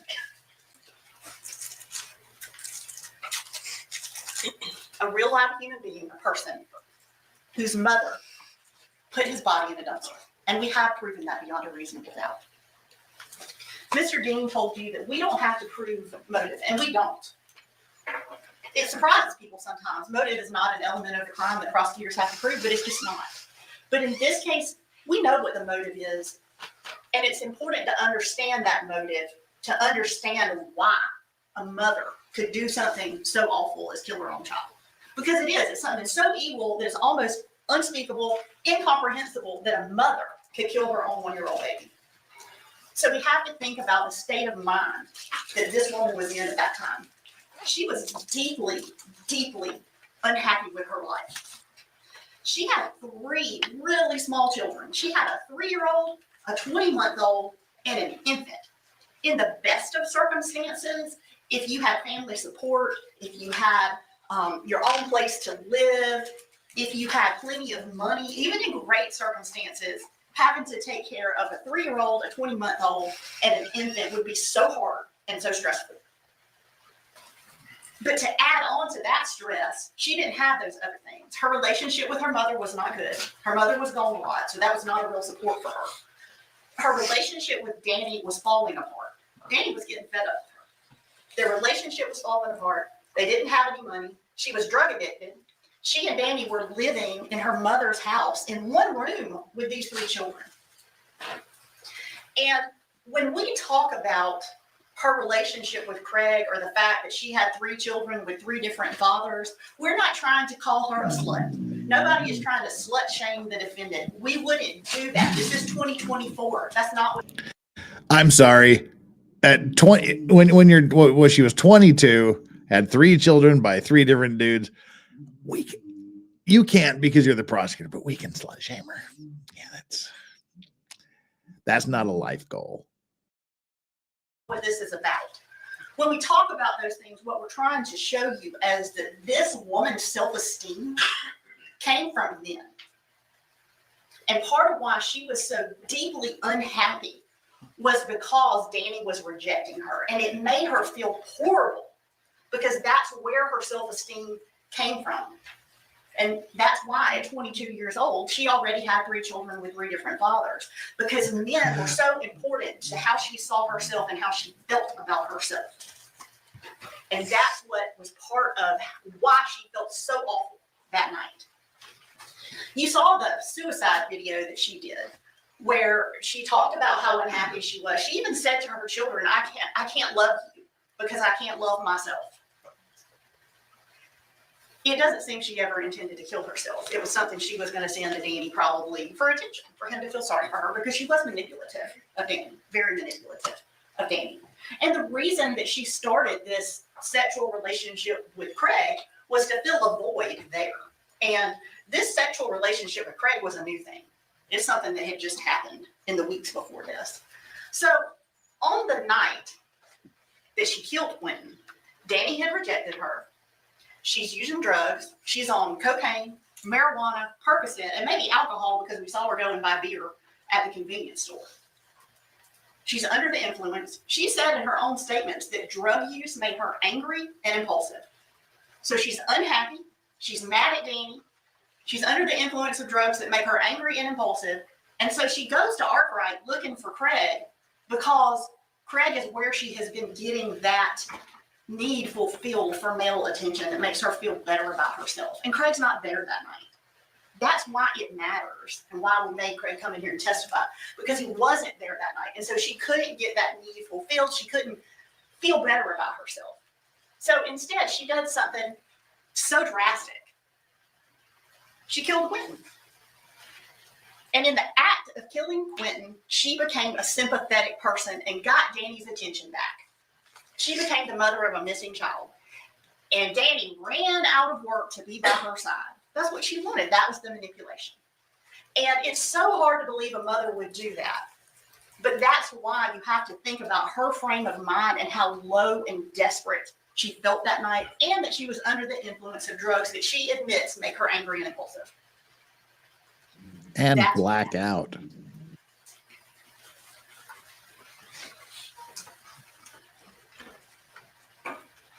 You also may wonder, why Quentin? Why that child? And Quentin was her disposable child. She did not like Quentin's father. Oh, God. She loved Zane. Zane was her ride or die. You heard Michelle McCarta talk about how she would say Zane had been through everything with her. He was her ride or die.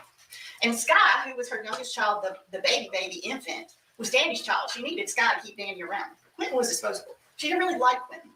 We heard testimony about how she would call Quentin names. We heard testimony about her hitting him, about her pushing him in the pool. She didn't do this to any of her other children. She would feed Zane before she fed Quentin. She didn't do that to any of her other children. Quentin was disposable. And so she disposed of him in the trash can. But that's why Quentin, and not one of her other children.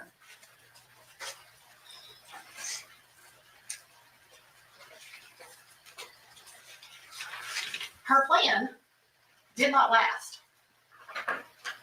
Her story came apart really, really fast. Because Yeah, like the second question they asked is a follow-up to the first. That's how fast it came undone. Kim Dodd's member for 2 months says, Jeff, I have a conditional answer for my poll vote. As long as the mud is what comes out of a Balrog's butt in the depths of the caverns of Mordor. Wow, that's a very specific conditional answer. Thank you, Kim, for 2 months of support. Appreciate that. Thank you so much. Because the police, when a child is missing, it is all hands on deck, and they're going to start using every resource they can to find this child and see what's going on in this household. And it was within a very short period of time that they discovered her vehicle on those slot cameras leaving home during the night when she said she had been at home. So it was within hours that they knew she was lying. The defense also said that we don't like to talk about Danny, and that's not true. Like, we talk about Danny a lot. There's nothing about Danny that makes us uncomfortable talking about him or why he didn't do this. There's overwhelming evidence that Daphne is the person who killed Quentin Simon and not Danny.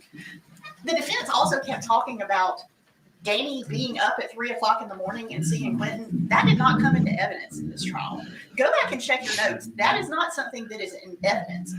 The only mistake Danny made was in the morning when he left at 5:20 in the morning. He originally said he saw Quentin. And he talked about that. He just assumed it because he woke up in the dark, got ready for work, quietly left the house. He just assumed Quentin was there. And he did not go over to the pack and play and look in and say, hey, Quentin, you there? He didn't do that. And so because he had not seen anything weird when he left home, he just assumed that Quentin was there and it was fine. And when pressed and questioning, he explained that he had not actually gone over to the pack and play and looked and made sure that Quentin was there. That is the only inconsistency in his statement, and it is very understandable. The defense has started trying to suggest that Danny could have done this, but Danny is not the one that was at the dumpster in the middle of the night throwing a bag of trash in, a dumpster that later went to an area of the landfill where Quentin's body was found. It was not Danny's phone that was at the dump. It was not Danny's car driving to the dump. It was her. She drove to the dump, and she admitted that she was there. The dumpster, not the dump. Mr. Dean spent a lot of time making it clear about where this trash went to the landfill. The landfill is huge, and Quentin's body was found in the specific part of the landfill where the dumpster she was throwing his body into put its trash. Otherwise, he never would have been found, which is what she wanted. She didn't want him to be found because then forevermore she could be the mother of a missing child and sympathetic.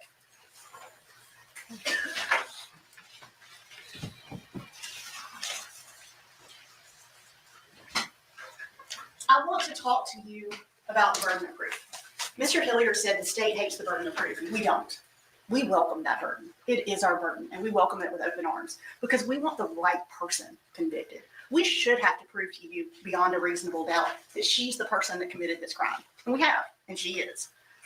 We don't hate reasonable doubt at all. Mr. Dean talked about reasonable doubt. I'm happy to talk about reasonable doubt and burden of proof. Reasonable doubt does not mean, as the defense suggested, that we have to prove beyond a reasonable doubt every fact that we put up before you. What we have to prove beyond a reasonable doubt is the elements of the crimes, and we have done that. It means a doubt with a reason, not just any doubt, but a doubt using your common sense. So you go back in that jury room when we're done, and using your common sense, you ask yourselves, did that woman murder Quentin Simon? And the answer to that is absolutely yes, she did. Absolutely. And all of the evidence points to her. All of it.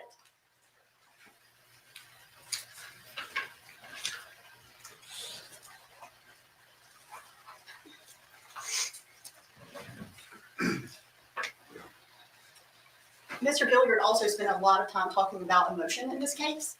And yes, this is an emotional case. Murder cases, by definition, have emotion in them because a human being has died. And the murder of a really small child, there's no way you can escape emotion. There's going to be emotion. People who testify are going to have emotion. We're going to have emotion when we talk about it. It's unavoidable. But we're not asking you to find her guilty based on emotion. We're asking you to find her guilty based on all of the facts and evidence that we have put before you. The 34 witnesses that have come in and testified and told very specifically how these events happened. All of the statements that you've heard the defendant make where she changed her story over and over and over and over. That's what we're asking you to make this finding on of her guilt, the actual evidence. Okay. And when it comes to her emotion, that's fair game. You absolutely can consider her emotion and her demeanor when you're evaluating this case. And it's important to look at her emotion because while it is absolutely true, people react differently to trauma, none of her reactions were anywhere within what is believable. They just were not. There's some people, when something terrible happens to them, they shut down, they're very quiet, they're stoic, they give one-word answers. That's totally normal. There are other people who become absolutely hysterical, they can't even talk. Absolutely normal. There's a wide range of human emotions. What is not normal is for a mother to wake up and find her child missing and react the way this woman did.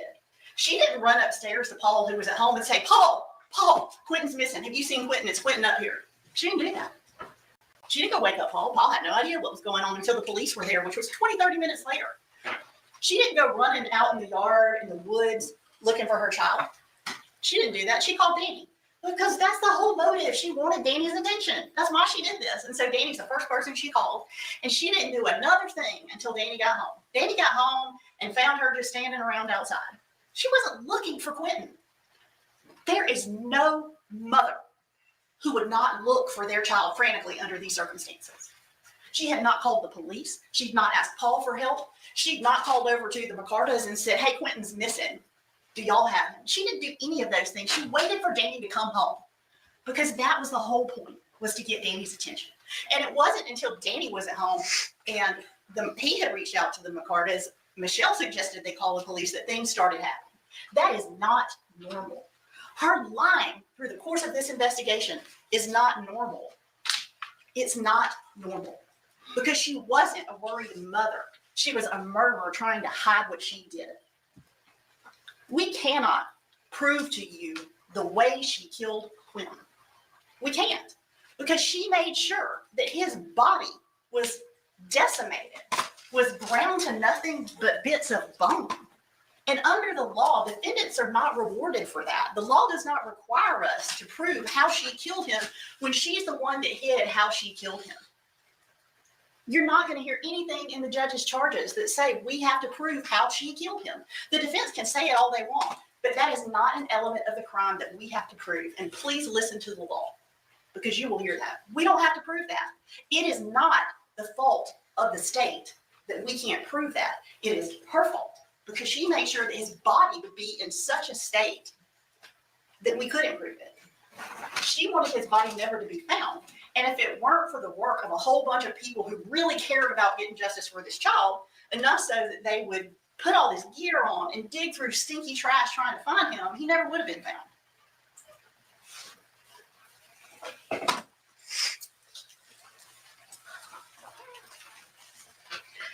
That's also part of how we know that this is not an accident.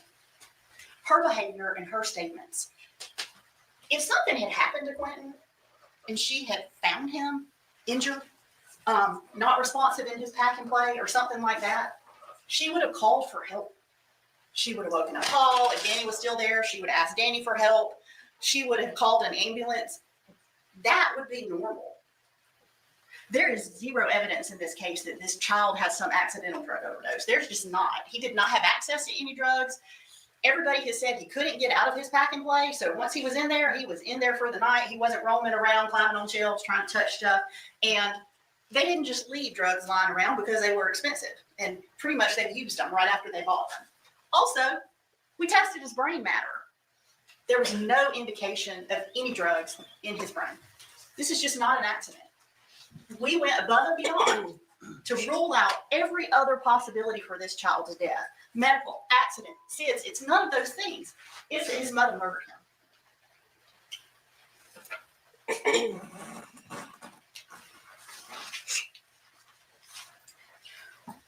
One other thing I want to say about Danny is Danny leaving. Danny did leave town. He didn't just leave. Like, law enforcement knew he was leaving, and they were still in touch with him. He didn't just run away. Danny had no tie to Savannah except for her.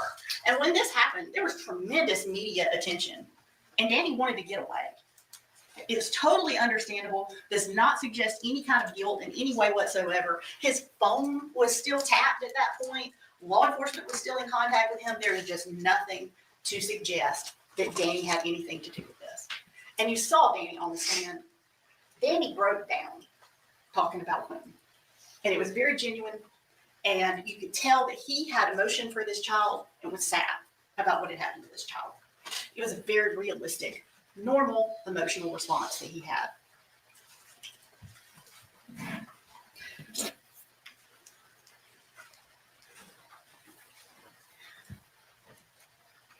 child's mother should be the one person in the world that they can count on to keep them safe.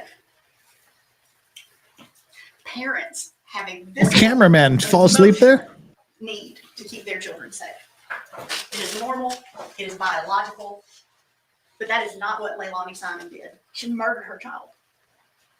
She put his body in a dumpster where he would be taken to a landfill and his little precious body would be ripped to bits by heavy machinery to cover up what she did. LEILANI Simon is not a mother. She is a monster. And I do not use that word lightly. But what this woman did in this case is horrific, and she is absolutely a monster.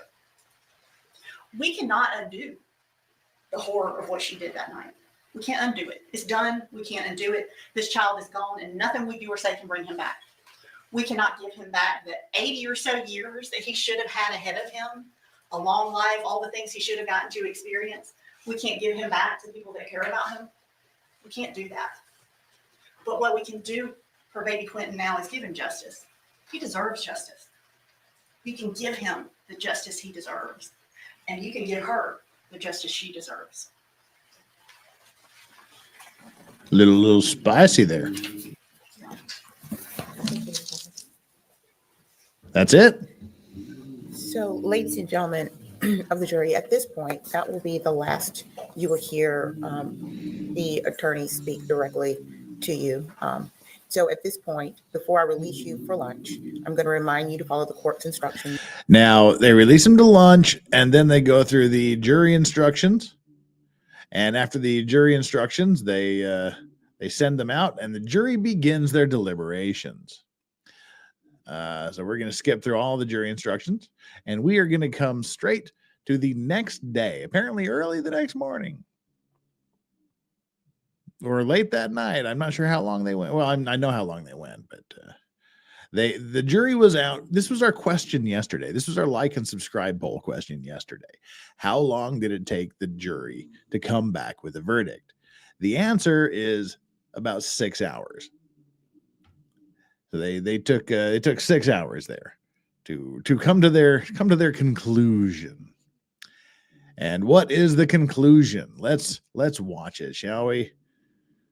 This is the verdict. Before we get to the verdict, let's make sure we got everything read here. Have we read everything? Yep. So Neurodivergent 1 over on Rumble says, so how fast do we think the jury will find her guilty? Excuse me. Less than an hour? Nope, 6 hours. Took them 6 hours to reach a conclusion. They came back 6 hours after they deliberated. And JKD Buck 76, remember for 20 months, says, thanks for all you do, Lorax. Aw, well, you're welcome. Thanks for being here. This is my YouTube home. Well, that's very dang touching. Thank you so much. Appreciate you being here. And, I know you've been around longer than 20 months, but keep it coming. Let's do another 800 years or whatever. I hope I'm still not alive in 800 years. All right. Let's find out what the jury's verdict is, which, mystery. Wonder what it's going to be. Let's rock and roll, shall we, peeps? Let the record reflect that counsel for both parties are present. Ms. Simon is present with her counsel. I have received a note, and it says we have reached a verdict. And Mr. Bryant, if you would mark this as a court's exhibit as well. I believe we're up to 7. Okay. And if the parties wish to see this note, you're welcome. Okay. Then I'll hand this back down, Miss Blake. Okay. So.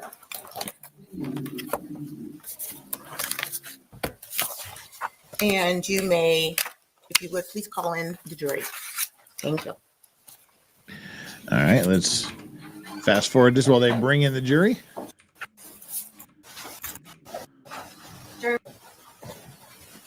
Gentlemen of the jury, you may have a seat. Thank Here you we very go. much. The belated And I understand that you have received verdict. I just want to say, first of all, to those who are in the audience, there has been a jury verdict reached. To everyone in attendance, and many of you have been here for quite some time, I will ask that there not be any emotional reactions and no disruptive outbursts. So at this point, I am going to ask the foreperson to please stand. Juror 5. And have you reached a verdict? Yes, we have. Was it unanimous? Yes, it was. Has the verdict been filed in or filled in and signed and dated by you? Yes, it has. And if you would please hand the verdict to Deputy Solomon. Thank you, Deputy Solomon, for handing that up.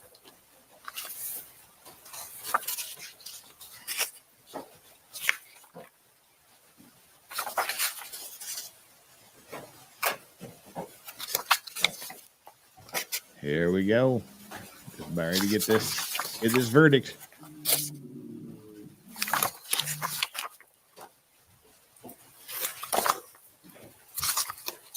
I'm going to ask counsel to approach and take a look at the verdict form. And we'll skip through that. They have to be satisfied that it's filled out correctly. Malice to the verdict. And here we As go. to the verdict, it reads as follows. We, the jury, find as follows. Malice murder. We find the defendant guilty. Count 2, felony murder. We find the defendant guilty. Count 3, felony murder. We find the defendant guilty. Count 4, concealing the death of another. We find the defendant guilty. Count 5, false report of a crime. We find the defendant guilty. Count 6, making a false statement. We find the defendant guilty. Count 7, making a false statement. We find the defendant guilty. Count 8, making a false statement. We find the defendant guilty. Count 9, making a false statement. We find the defendant guilty. Count 10, making a false statement. We find the defendant guilty. Count 11, making a false statement. We find the defendant guilty. Count 12, making a false statement. We find the defendant guilty. Count 13, making a false statement. We find the defendant guilty. Count 14, making a false statement. We find the defendant guilty. Count 15, making a false statement. We find the defendant guilty. Count 16, making a false statement. We find the defendant guilty. Count 17, making a false statement. We find the defendant guilty. Count 18, making a false statement. We find the defendant guilty. And count 19, making a false statement. We find the defendant guilty. That's a clean sweep, ladies and gentlemen.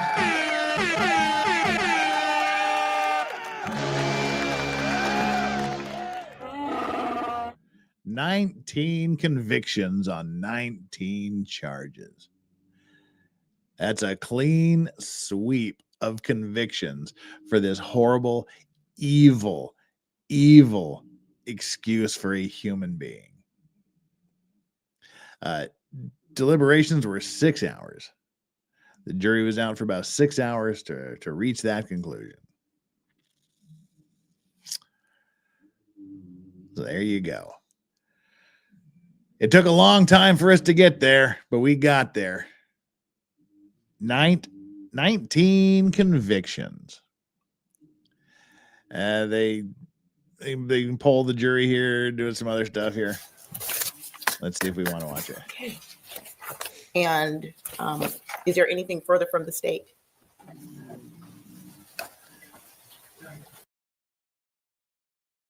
Jill Ems asks, when is sentencing? Jill, sentencing is in about 3 minutes from now. Hang tight.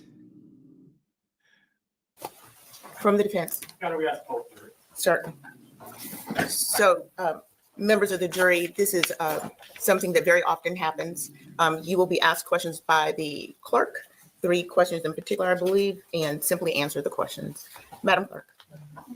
Juror number 1, was this your verdict then? Yes. Is this your verdict now? Yes. Juror number 2. Juror number 2. Was that your verdict then? Yes. Is this your verdict now? Yes. Thank you. Juror number 3. Was that your verdict then? Yes. Is this your verdict now? Yes. Thank you. Juror number 4. Was that your verdict then? Yes. Is this your verdict now? Yes. Juror number 5. Was that your verdict then? Yes. Is this your verdict now? Yes. Juror number 6. Was that your verdict then? Yes. Is this your verdict now? Yes. Juror number 7. Was that your verdict then? Yes. Is this your verdict now? Yes. Juror number 8. Was that your verdict then? Yes. Is this your verdict now? Yes. Juror number 9. Was that your verdict then? Yes. Is this your verdict now? Yes. Juror number 10. Was that your verdict then? Yes, ma'am. Is this your verdict now? Yes, ma'am. Juror number 11. Yes. Was that your verdict then? Yes. Is this your verdict now? Yes. Juror number 12. Was that your verdict then? Yes. Is this your verdict now? Yes. Anything further at this time with the jurors? No. With the jurors. Ladies and gentlemen, thank you for your service, for your time, for your energy. This has been an important more than 2 weeks now that you've spent with the court, and your time and attention is deeply appreciated. I am going to release you. If anyone wants to speak with you about your deliberations and you want to, you may do so now. You're being released from the instructions. You're not under any obligation to speak with anyone about your experience, but you may do so if you choose to. I am ordering that there be no contact with the jurors in the courthouse or on the courthouse property. But I do release you at this point. Thank you. You're free to go. All right, that is the verdict. And then just the other day, this was a week ago, they had, let me embiggen myself here for just a quick second. A week ago, they had the sentencing, and we're going to watch that now. Now, the actual sentencing hearing. Now, in Georgia, the judge, in other places, the jury will decide the sentence. But in Georgia, the judge decides it. So that's why the jury's been released and sent off on their own way. The judge will decide what the punishment should be. And they had a 2-hour hearing where they brought in the prosecution brought in witnesses. They brought in Detective Lemons, and they brought in other people. The defense, LEILANI, brought in a lot of family and friends to talk. Now, we're not going to go through each and every one of these witness impact statements, or whatever you want to call them, the victim impact statements, or the things in support of LEILANI. We'll keep that for another day. When there's a slow day, we'll go back and we'll watch all of the statements and all the comments that were made against her and on her behalf at her sentencing hearing. But there's only one person I wanted to show today, and that was her brother, Paul. Paul Simon took the stand. Paul Simon, he gave a very interesting and very poignant statement on behalf of his sister. And so it's a very, very short statement he gave. We'll watch his statement, and then we'll fast forward straight to the sentencing. And he said, when there's a slow day, when we have a lot of extra time, if something falls through, then we can always go back and watch the statements given by the other people that were involved in the sentencing hearing. So let's bring this up. Give me a quick second here. Let's see. Present, share screen. The final share screen of the day. There's Paul. He's a little hard to see in the neon yellow hoodie he's wearing. I really like this guy, and it was interesting to hear what he said on behalf of his sister. I watched this just before we got going today. I haven't seen any of the other people. I just watched this one while I was setting it up. So let's see what Mr. Paul has to say, shall we? So this is the sentencing hearing. Did I get... Dang. Ginger with a soul. Did you get new glasses? Ginger with a soul. Somebody's got sharp eyes. Holy crap. Did you get new glasses? I did. I got new glasses that are distanced for my teleprompter here, because the old bifocals there, well, these are actually they're progressive, so I kind of sort of trifocals. I can see my monitors, but when I'm looking straight ahead of the teleprompter, it's blurry, and I kind of have to do this to see it clearly. So I just got my streaming goggles, but they're really dang close. I mean, those are pretty damn close to each other. So for you to see that difference, you got some eyes on you. I wanted them to look basically the same as the old ones so that nobody would notice it. But dang. they look really damn close. So, geez. All right. That's I'm surprised that you noticed the difference. Now I have Graceland in my son. I triggered ABBA. Now I've triggered Graceland. What did I do? What did I do to trigger Graceland? Yeah, we just sent him a $25 pizza gift card. I like them a lot. They look really nice on you. Thanks, but I think they look exactly like the other ones. Well, almost exactly, but dang, you got some sharp eyes there.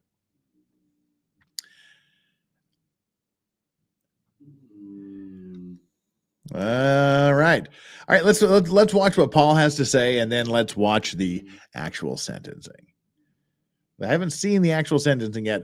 I was just scrolling through to see how long it was and who was giving testimony, and he kind of stood out and went, Paul. So I watched it. It's kind of good.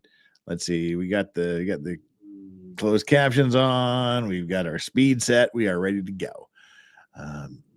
I think I've got everything read. Have I got everything read? I got everything read. Yep. Okay, let's go back. And here is Brother Paul. Yeah. Oh, Graceland. Yeah. I forgot his name's Paul Simon, even though I just said Paul Simon a second ago. Sorry, I'm focused on the stream here. You're correct. Yes, I know, Chris. It just slipped past me. We've been making Graceland jokes all during the trial, especially whenever his name and Rhythm of the Saints, great album as well. But we were making lots of the jokes, but it just kind of slipped past me there. All right, let's go. Here is Paul taking the stand on his sister's behalf. Dude, the evidence you shall give report on the issue pending shall be the truth, the whole truth, and nothing but the truth. So help you God. So help you God.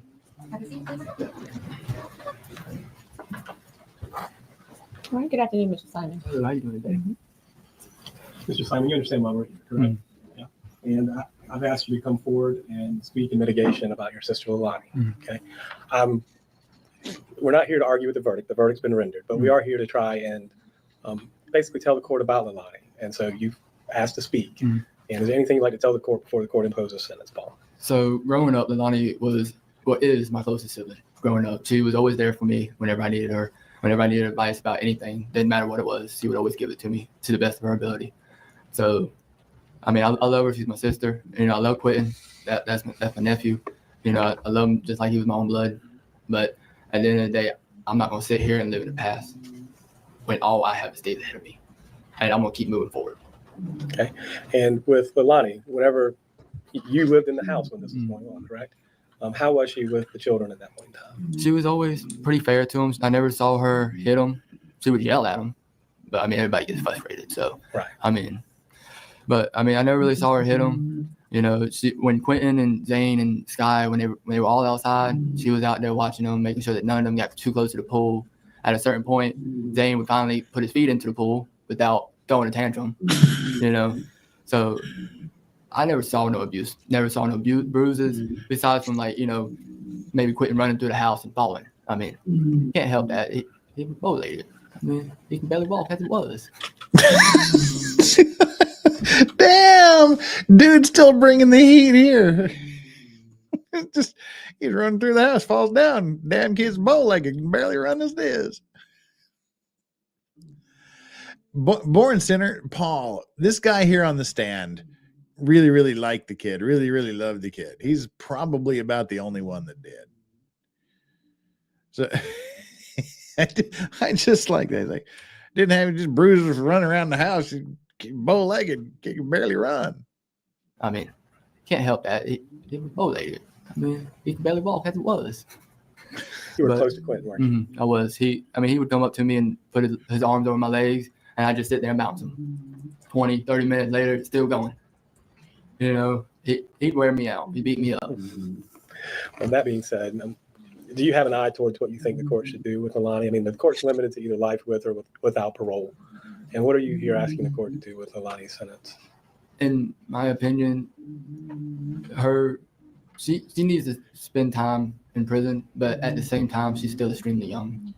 And regardless of how it looks, at the end of the day, she's still my sister. And I feel like even though she was convicted of what she was convicted of, she still deserves a chance, even if it's later in her life, to have an opportunity to live her life still. And that's what you're asking for, correct? It's life with parole, correct? Yes, sir. And I'm not trying to put words in your mouth. I just want to be clear, okay? Yes. Is there anything else? And I like, he can't even get through these statements without saying, don't want to put words in your mouth. He's genetically unable to go more than a few minutes without saying that. What does that tell the court about your sister? She's I love you, sister. I hope you make it through it. And Mr. Dean might have some questions for you, Paul, okay?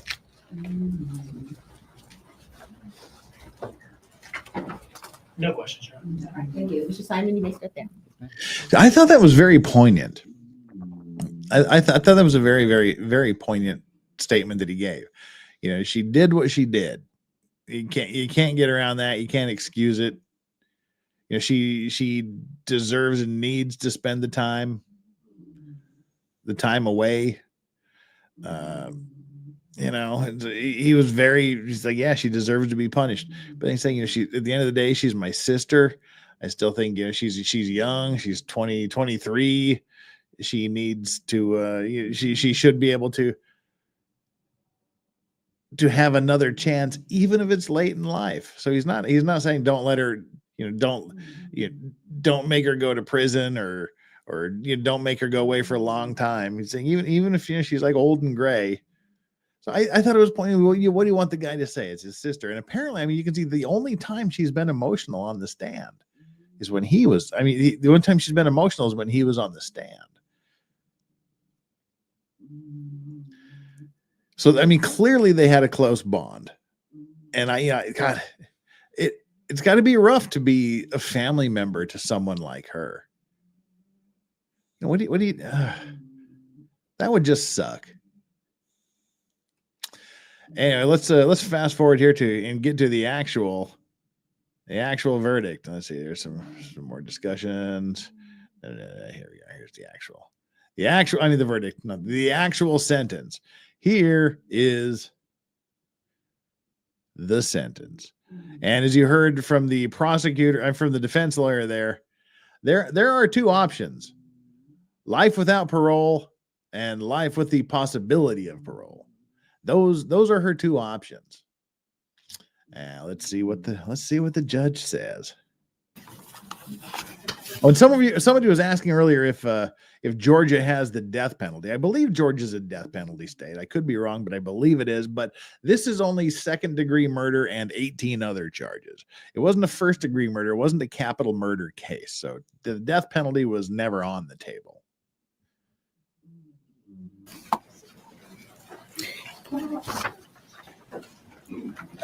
The one thing that I will say before pronouncing sentence is clearly little Quentin Simon's life and death impacted many, many individuals, but also the community at large. LEILANI Marie Simon, the court sentences you as follows.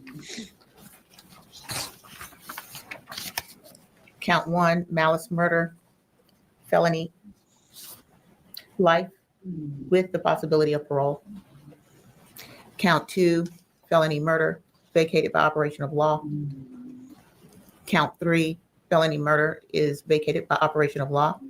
Count 4, concealing the death of another, 10 years consecutive to count 1. Count 5, false report of crimes and misdemeanor, 12 months concurrent to count 4. Count 6, making a false statement, 5 years concurrent with count 4. Count 7, making a false statement concurrent with count 4, 5 years. Count 8, false statement, 5 years concurrent with count 4. Count 9, making a false statement, 5 years concurrent with count 4. So for all these, this is adding up real quick. For all of these false statement things, she's getting 5 years running back to back. That's adding up quick. Not running consecutive, they're running concurrent, which is back to back. So these are adding up pretty quick. Count 10 merges into count 9. Count 11, 5 years, concurrent with count 4. Count 12, making a false statement, 5 years, concurrent with count 4. Julia, did I get count 11? Yes, ma'am. Okay, thank you. Count 13, making a false. Wait, I said that backwards, didn't I? I said that backwards. Me law talking guy. Wait a minute, I got a button for this. That's why you're the judge and I'm the law talking guy. The lawyer. Right. These are consecutive versus concurrent. Concurrent is together, so it's not adding up. Yeah, I know. You may have known what I meant, but I got to clarify, because otherwise I'm sure the comments are going to be full of that anyway. If anybody actually watches this in the future. So these are concurrent. All these 5-year sentences are going to be run at the same time, not consecutive back to back, like I said. Reverse that. Sorry for the confusion. False statement, 5 years, concurrent with count 4. Count 14 merges into count 13. Count 15, 5 years, concurrent with count 4. Count 16, making a false statement, 5 years, concurrent with count 4. Count 17 merges into 16. Count 18, 5 years to serve, concurrent with count 4. And false statements, making a false statement, count 19, concurrent with count 4. That is 5 years as well. Yes, all those 5-year sentences are served at the same time on top of each other. So. Is there any issue that the state wants to point out with the sentence and the merger of the counts? Was count 4, the 10 years to serve on count 4, was that consecutive to count 1? It is consecutive to count 1. Then may I presume that the court is not imposing any fines? No. Mr. Hilliard? So just to make sure, life plus 10 is the operative sentence? Life plus 10. Life plus 10. I guess we should do the same appeal as well. Okay. And with that, Ms. Simon, you are hereby notified that under the law of Georgia, you are entitled to appeal the guilty verdict of the court. And if you decide to do so, you must file your appeal within 30 days of this date. You're also informed that you have the right to retain a lawyer of your own choice to represent you on your post-trial motions and appeals to the appropriate appellate court of Georgia. If you cannot afford a lawyer, the court will appoint one for you. You are entitled to and will be given a transcript of all pre-trial, trial, and post-trial matters without cost to you if you cannot afford a transcript. You may file a motion for a new trial, or you may appeal your case directly to the appropriate appellate court of Georgia for review. I am signing the statement of appeal. I will hand this down to the clerk. If you'll please hand that to Mr. Hilliard.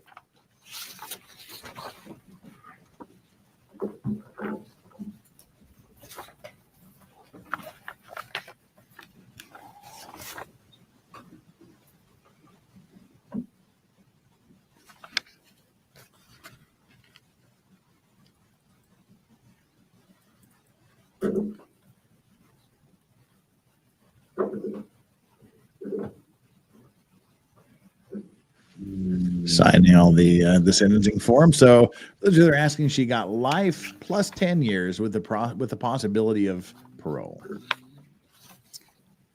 With the assistance of counsel, Ms. Simon has acknowledged in writing her statement of appeal rights. And the habeas statement is as follows. You are advised that statute of limitations for habeas corpus in this state is 4 years in the case of felonies and 1 year in the case of misdemeanors. The statute begins to run from the date the conviction becomes final. All right.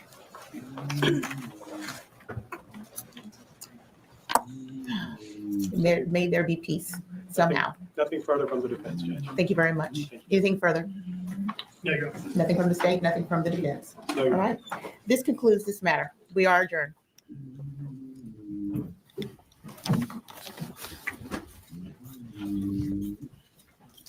And Delia, did you get everything? All right. That wraps up the LEILANI Simon trial. Let's bring up Straubs here. Someone just, I just saw it scroll past. Someone says, what's up with the marks on Strawberry? That's her. She's got a little bit of eczema going. She has like an eczema thing that's like constant. Gets little dry patches where the skin falls out. And you rub lotion on it and it grows back slowly. So it's just a constant thing. Also a good question was asked. First of all, Jonathan Irwin with the $2. How does 10-year consecutive work on life with parole? Normally, in my understanding, would be the same in this case. You do your life without parole, and then when you're eligible for parole, normally they would go, okay, this is when you're normally eligible for parole on a life with parole. Now we add the 10 years to that, and then usually 85% of that you're eligible for parole. So they would do say you're normally eligible for parole in 2025. So then they add the 10 years to 2035. You'd be eligible for parole minus whatever good behavior time you're eligible for parole there. So that's how that would run. But what is the minimum in Georgia? I don't know. That's a good question. Let's see if we can get an instant answer. When is LEILANI Simon eligible for parole? Let's find out what the answer to that is. LEILANI sentenced to 40 years before eligible for parole. So there we go. 40 years. The news article here. Oh, it's a court TV video. I don't want to watch that. So 40 years before she's eligible for parole.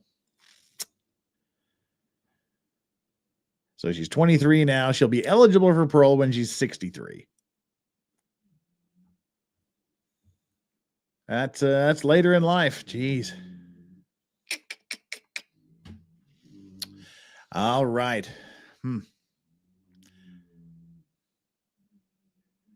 Will she ever admit to it though? No. No.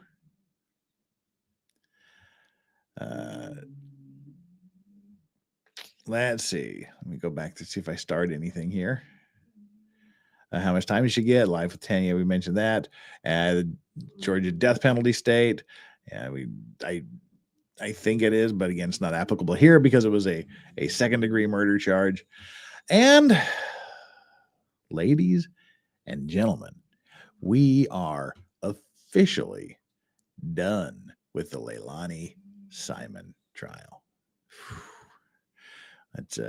We can get rid of the background. We don't need the court there in the background. I like just what are we doing here? I've got my screen all stretched out. Give me a quick second here. Then we'll talk about a couple things and then we'll wrap us up. Remove judge. There we go. One of the things I want to talk about was the judge. Someone was mentioned that she'd been reprimanded for being late and not showing up. That's not I've had some concerns about this judge, like real concern, like something health-wise might be going on. And this is just me just pulling things out of my hindquarters, but it's something that I've noticed. There was the weird statement she made that she can't tell time on the clock in the courtroom.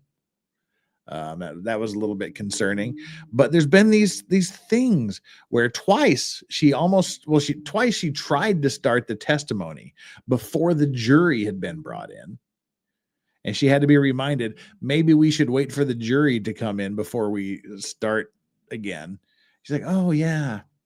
And she seems to kind of get lost every now and then, just kind of lost in the haze. You know, she'll tell the prosecutor, okay, you can begin when, you know, it's cross-examination. She did that a couple of times. And just on this one, she asked the prosecutor if he was ready when it was asked the prosecutor. Yeah, she asked the prosecutor if he was ready when it was the defense's time to give their closing argument. There's just been some of these little weird tick things on her that have actually caused me a little bit of concern here as this goes on. I mean, not concern for her fitness on the stand or her decisions or judgments. Just as a person, I'm thinking, yeah, But anyway, who knows? So one of you mentioned it, and I thought, yeah, I've kind of been noticing that same thing too. All right, well, let me tell you what's going to be happening here. We have had some developments here right now. So 9.5 hours from now, apparently there's going to be another trucking stream. Flux has demanded that we do a Friday evening US, Saturday morning Asia trucking stream together. So I've sent out an invite to see if Aussie Overlord wants to join us. Megan is off doing Megan-y things, so she won't be around. But it might be Flux and Megan. I also might see if anybody else is free and not busy. But we will definitely be doing a trucking stream for a bit tomorrow. Well, tomorrow for me, later on in the evening for you folks in the States. Like I said, 9.5 hours from now. And then Sunday, I don't know. Depending on how I'm feeling, the cleaning lady was here Friday, so I don't have to clean a lot on Sunday. So I need to finish the Lego build. I need to get through this Barad-dûr tower, because I think in 3 weeks we're going to be starting Maritime Monday again. And for those of you that have been following, that don't know what we do, that are new to the channel because it's been several months since we've had a Maritime Monday. I am by trade a maritime lawyer. That's the vast majority of what I do. 70% of my life deals with some facet of the maritime industry. About 30% is regular corporate stuff. But we do Maritime Monday, where we talk about old shipping accidents, or we talk about new shipping accidents, everything from hundreds of from accidents in the 1500s to the Baltimore Bridge. Talk about everything, the legal aspects, just some of the good stories. We watch ship collision videos. We watch things like, and give you the maritime lawyer take and reaction to some of these things.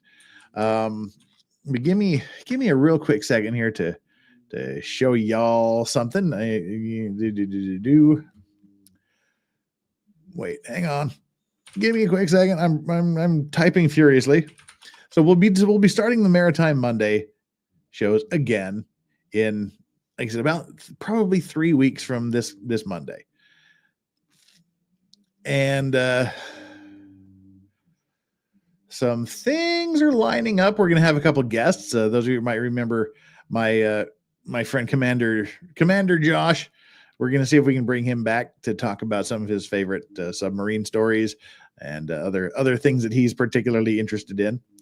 And I'm going to try to get a couple of other guests, but we've got a few ship accidents here. Aussie Overlord's going to help us with one of them that took place a bit ago in Australia.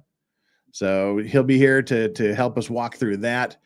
But all righty, this is one of the things that we did. One of the big shows that we did. It was, a matter of fact, I think we did 3 separate Maritime Mondays on, was Ernest Shackleton's expedition.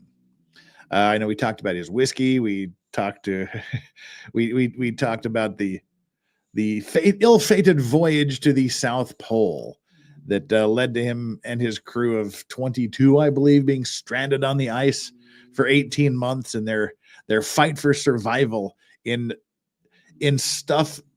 conditions and through acts of heroism that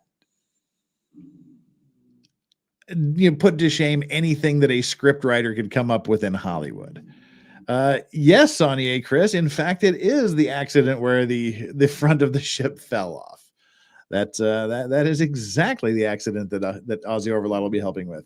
But oh yeah, Shackleton's story is absolutely the stuff of legend. And I swore the very last thing that I would the first and last thing I would build with Lego was the Tower of Barad-dûr that my Russian friends gave me for my birthday. I'm not a Lego guy. I'm not a Lego streamer.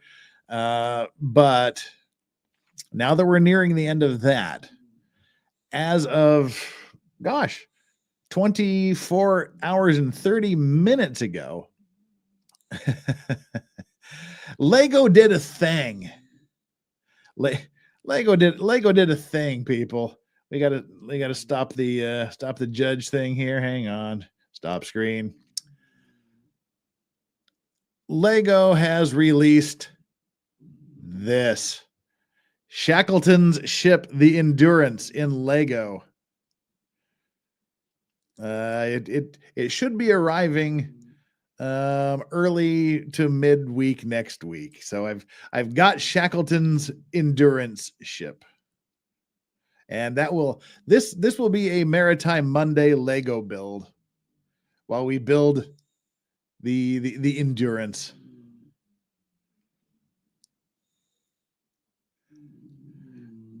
And it is like an extra bonus they don't have it as an extra bonus for early purchase.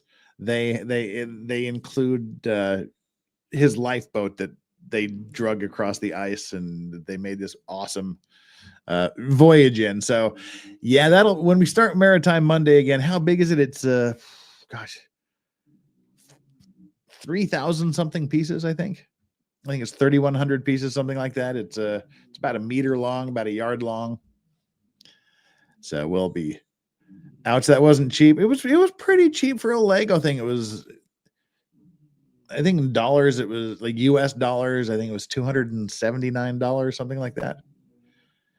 No, it's not 350. It's like 260, 270 US.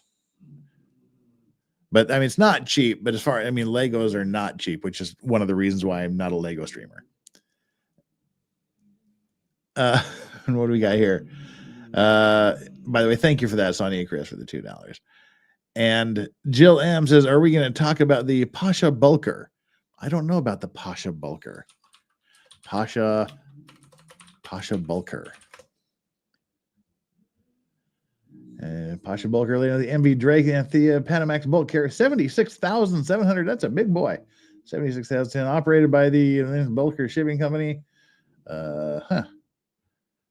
July 2007. Major repairs. It seemed there was a storm and beaching off New South Wales. Okay. Huh.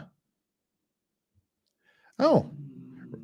How come I don't know about this? Ran aground with 22 Filipino and Korean crew members. Huh. Sure. Why not? Huh. All right. Thank you for pointing that out. And we will be getting to a point where I'm going to be re-asking for your favorite ship collision stories to talk about. Why can't you? Well, I'm going to explain this. Why can't we start back with Maritime Monday this coming Monday? One, I don't have anything prepared because I thought the LEILANI Simon trial would go longer. And preparing those Maritime Mondays takes a long time. I don't have anything prepared. One. Two, Monday, we will be streaming live the Sarah Boone sentencing. Sarah Boone will be sentenced on Monday, December 2nd. So that's the primary reason why we won't be doing a Maritime Monday this next week. And schedule-wise, Monday will be live streaming Sarah Boone's sentencing. Tuesday and Wednesday, we will be doing some reactions, because that's what you guys said. We did the we did the poll, and that's what you guys wanted. You guys wanted some reaction videos to crazy court moments, body cam footage and whatnot. And for that, if you have some suggestions for good judge in court, short, 5-10 minutes a piece, something like that or less. If you have any suggestions or ideas for good, like crazy courtroom moments or body cam footage, things that need to be watched, I encourage you to send them to me by email at thelegalvices@gmail.com. Thelegalvices@gmail.com. Send the link to the video and I will look at them, and they may make the reaction show. We'll do 2 shows of reaction videos, Tuesday and Wednesday.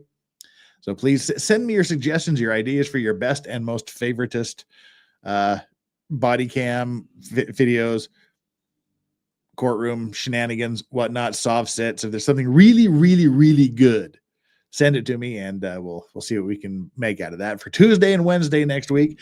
Thursday, we will begin our new retro trial, which I will announce on Wednesday of next week. So we have our again, for those of you that may not know, every Thursday we normally do a retro trial where we go back in history and watch a significant case from beginning to end. We did the O.J. Simpson trial. We couldn't go beginning to end because that would literally take about 60 years to do it the way we do it. But we did some very high. We highlighted some points for about a year. Was a year and a half. I think it was a year and a half. We every Thursday was O.J. Day, and we're going to be starting a new one. We did the Donald Hartung witchcraft family mass murder case just recently. Wrapped that up before Sarah Boone got underway. But we got a new one, and we'll talk about it on Wednesday. So that'll be Thursday. The retro trial begins. Friday, haven't decided yet. But it's most likely going to be re-entering the fray in the Laura Owens, Clayton Eckerd tonsil twins case. We got a few things to cover there. There's been some decisions by the court. There's been some motions by Laura Owens' lawyer, David Gingras, in the case where she may or may not have become pregnant from 2 instances of oral copulation, shall we say, in one night. There's been some bar complaints against her lawyer. There's been some blogging shenanigans. So we will be looking at that. We'll do that for a few days. And then when we're done with that, we will go back to Judge Grudge, Craig DeThomasis, who, if you've followed the What the Hales saga, or the not the Steve Gosney, but the other Florida Gosney situation, the same judge has been in charge of both cases, and he has proven himself to be an irrational, biased, grudge-holding, unfit for duty judge, in my opinion. So we'll be looking at how the other Gosney case has been developing with him and his rulings. Just insane rulings. There's been a couple of other developments of his in the What the Hales drama. And again, I don't care about the day-to-day. I know that, talk about the What the Hales, if you're familiar with them. I know it's a hugely divisive thing. I don't care about the drama between the Preston clan and the Hales clan. I care zero about the interpersonal. I just care about the judge. I focus on the judge in that case.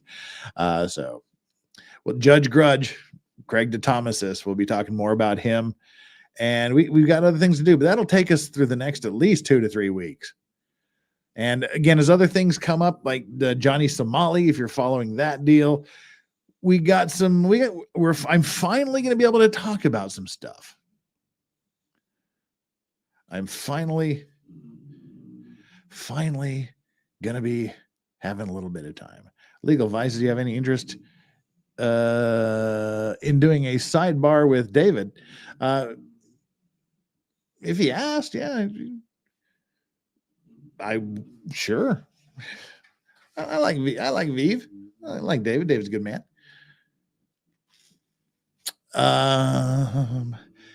Yes, Judge Mata did make a bar complaint against David Gingras, the Laura Owens' lawyer. I almost said LEILANI Simon, Laura Owens' lawyer, but so have other people. We'll talk about all that stuff. Yeah, so that's what's coming up in the next few weeks here. And like I said, when there's serious stuff, we can cut into it because it's not a back-to-back trial. Yeah. So stay tuned. We've got good things on the horizon. Make sure you hit the like and subscribe button. This is your last chance because we're about ready to shut this bad boy down. We've currently got exactly 400 people still watching us. 257 over on YouTube with 228 likes. Thank you so much for all those likes. Our like and subscribe poll today. Again, this is your last chance. Just hit the like button. We only got 228 likes. We can do more than that. We're better than that. I know that this was not a well-watched trial. It's It's not popular. It was relatively unknown, and it's a horrific subject matter. We need to get back to our 1,000 people a stream. That's what we need to get back to. That's fun. So we'll get back to other stuff. Right. But this is your time to like this stream here. Hit the like button, hit the subscribe button if you haven't done so, please. And if you have, double check to make sure you're still subscribed. And if not, hit that button again. The like and subscribe poll today, as we wrap this up, was what would you like to say to the defendant who must not be named and who is now serving life plus 40? Well, 9% of you said that you would just like to tell her that you... I am filled with scotch and bitterness and impure thoughts. 14% of you said that you want to tell her... I don't believe you. 21% of you say that you would like to tell her... How dare you? And 55%, more than 1 out of every 2 of you, have said that you would like to tell her... Into the mud, scum queen! That was our winning answer. Here we are. We're ending the like and subscribe poll today. And with that, we are wrapping up the LEILANI Simon saga. So we haven't seen all of the sentencing hearing witnesses. We'll save that for a slow day, for a rainy day, something when nothing happens. But make sure you come back here. I'm going to set up the stream now, and then I'm going to jump into bed so that we can get ready for this. Just under 9.5 hours from now, a chill trucking stream with at least House of Flux and possibly with Ozzy Overlord and maybe somebody else or another person or two. We'll see how it goes. But we'll see you then, guys. Thank you so much, mods, for being here and doing what you do every day. As I mentioned, very, very soon, I will be scheduling our annual It's a Very Moddy Christmas. Yeah, so that we can all have our mods on, those that want to join me here in the studio, and they can see you and you can see them, and well, they can't see you, but you can talk directly to them and see who our mods are, get to know them a little better. We'll be setting up that soon. But mods, thank you so much for being here and doing your best and doing all the cool stuff you do. Chat, as always, you are the greatest chat. The Vice Squad is unparalleled, hands down, the best chat on the entire internet platform. No questions. Thank you for the super chats, for the gifted memberships today. I don't know what to do to deserve you guys, but you're pretty dang awesome. So Canonical Heat brought the Canonical Heat with the 20 gifted memberships tonight. Thank you so much for that, and thank you for the gift for the membership chats, the monthly membership chats, for the super chats and stickers. You guys are freaking awesome. So we'll get a good night for Strawberry here. She saws logs. Yoda over here. Yoda is going to give you a good night. Good night, Yoda. And from me, Legal Vices, for the first time in a long time, going old school with whoever you are and whatever you do, make sure that you always enjoy your legal vices. See ya in a few hours. Bye now.